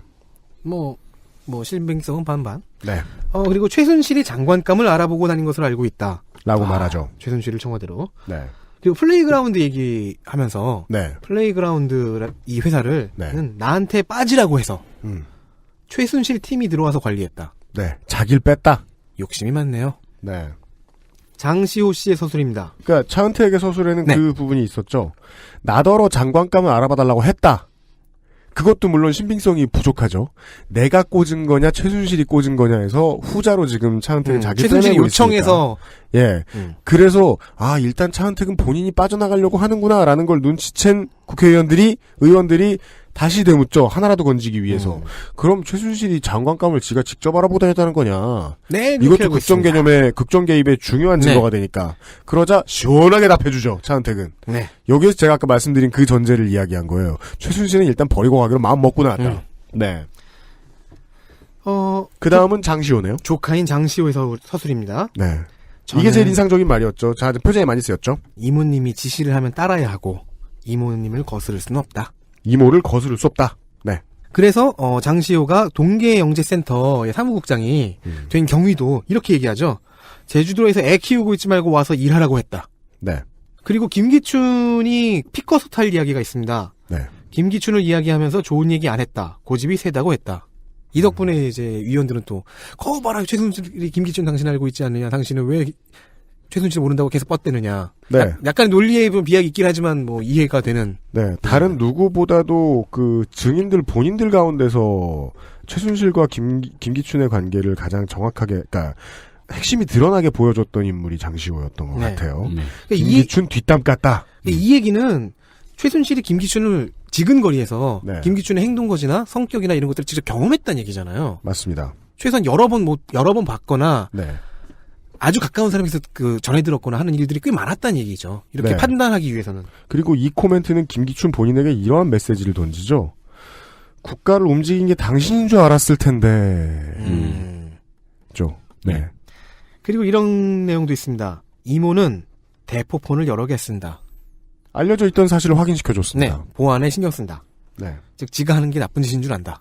그리하여 김기춘을 돌려 저격합니다. 김기춘도 대포폰이 여러 개였을 것이다. 그리고 국조위원들이 혹시 그 이모가 통화하는 걸 들은 적이 있느냐. 네. 라는 식으로 질문했을 때 이렇게 얘기합니다. 같이 차를 타고 갈 때 라디오를 크게 틀거나 차에서 내려서 통화해서 통화 내용은 잘 모른다. 라디오 세대예요. 근데 라디오를 크게 틀으면 통화하기가 힘들 텐데.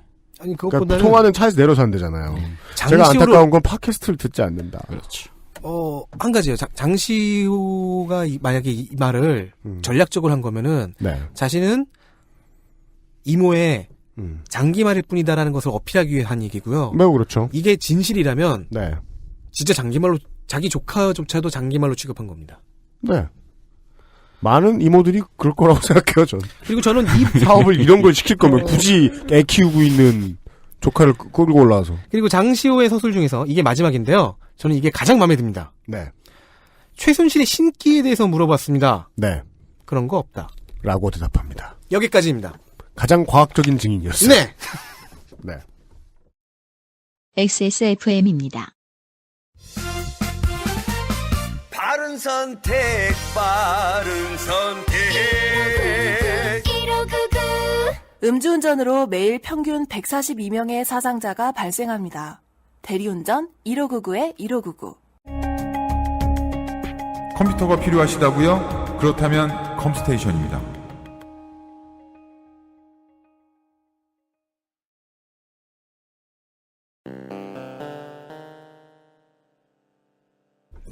네, 여기까지였습니다. 들어보신 이야기도 있었을 거고 들어보지 못하신 이야기도 있었을 겁니다. 네. 그리고 이 모든 팩트들은 법정에서 어떻게 쓰일지 수준이 아니고요. 탄핵 전국에서도 변수가 될 겁니다. 네. 어떤 이야기를 증인들이 했기 때문에 혹은 어떠한 공격을 증인들이 수비해내지 못했기 때문에 전국이 바뀔 겁니다. 네. 여러분들이 향후의 전국을 이해하는데 다른 어떤 해설보다도 여기에 나왔던 증언들의 연속이 더 큰 도움이 되지 않을까 싶어서 가급적 기록으로 남겨두려고 준비를 했습니다. 그리고 한 번 칼 뽑으면 노동을 해야죠 또 우리가. 다음 주에 이 시간이라 함은 3, 4차 청문회가 끝난 뒤에 저희들이 다시 만나 뵙도록 하겠습니다. 저의 상처받는 눈빛이 보이나요? 청취자 여러분이 어떻게 보시겠습니까? 아니 당신한테 얘기하는 거예요. 신기도 없는데. 아니요, 모욕적인 말이라고 생각해요, 저는. 네. 위의 사장을 사람 취급 안 하는 언사였다고 생각합니다. 자, 네. 비상시국 대책회의는 물러갑니다. 김상조 기술행정관이 앞에서 수고를 많이 해줬습니다. 다음 주 이 시간에 다시 뵙겠습니다. 최대한 빨리 만나뵐 수 있었으면 좋겠군요. 잠시 후에 좋은 결과가 있길 바랍니다. 그 좋은 결과는 가급적 더 많은 사람들에게 좋은 결과 말입니다. 안녕히 계십시오. 안녕히 계십시오. 수고하셨습니다.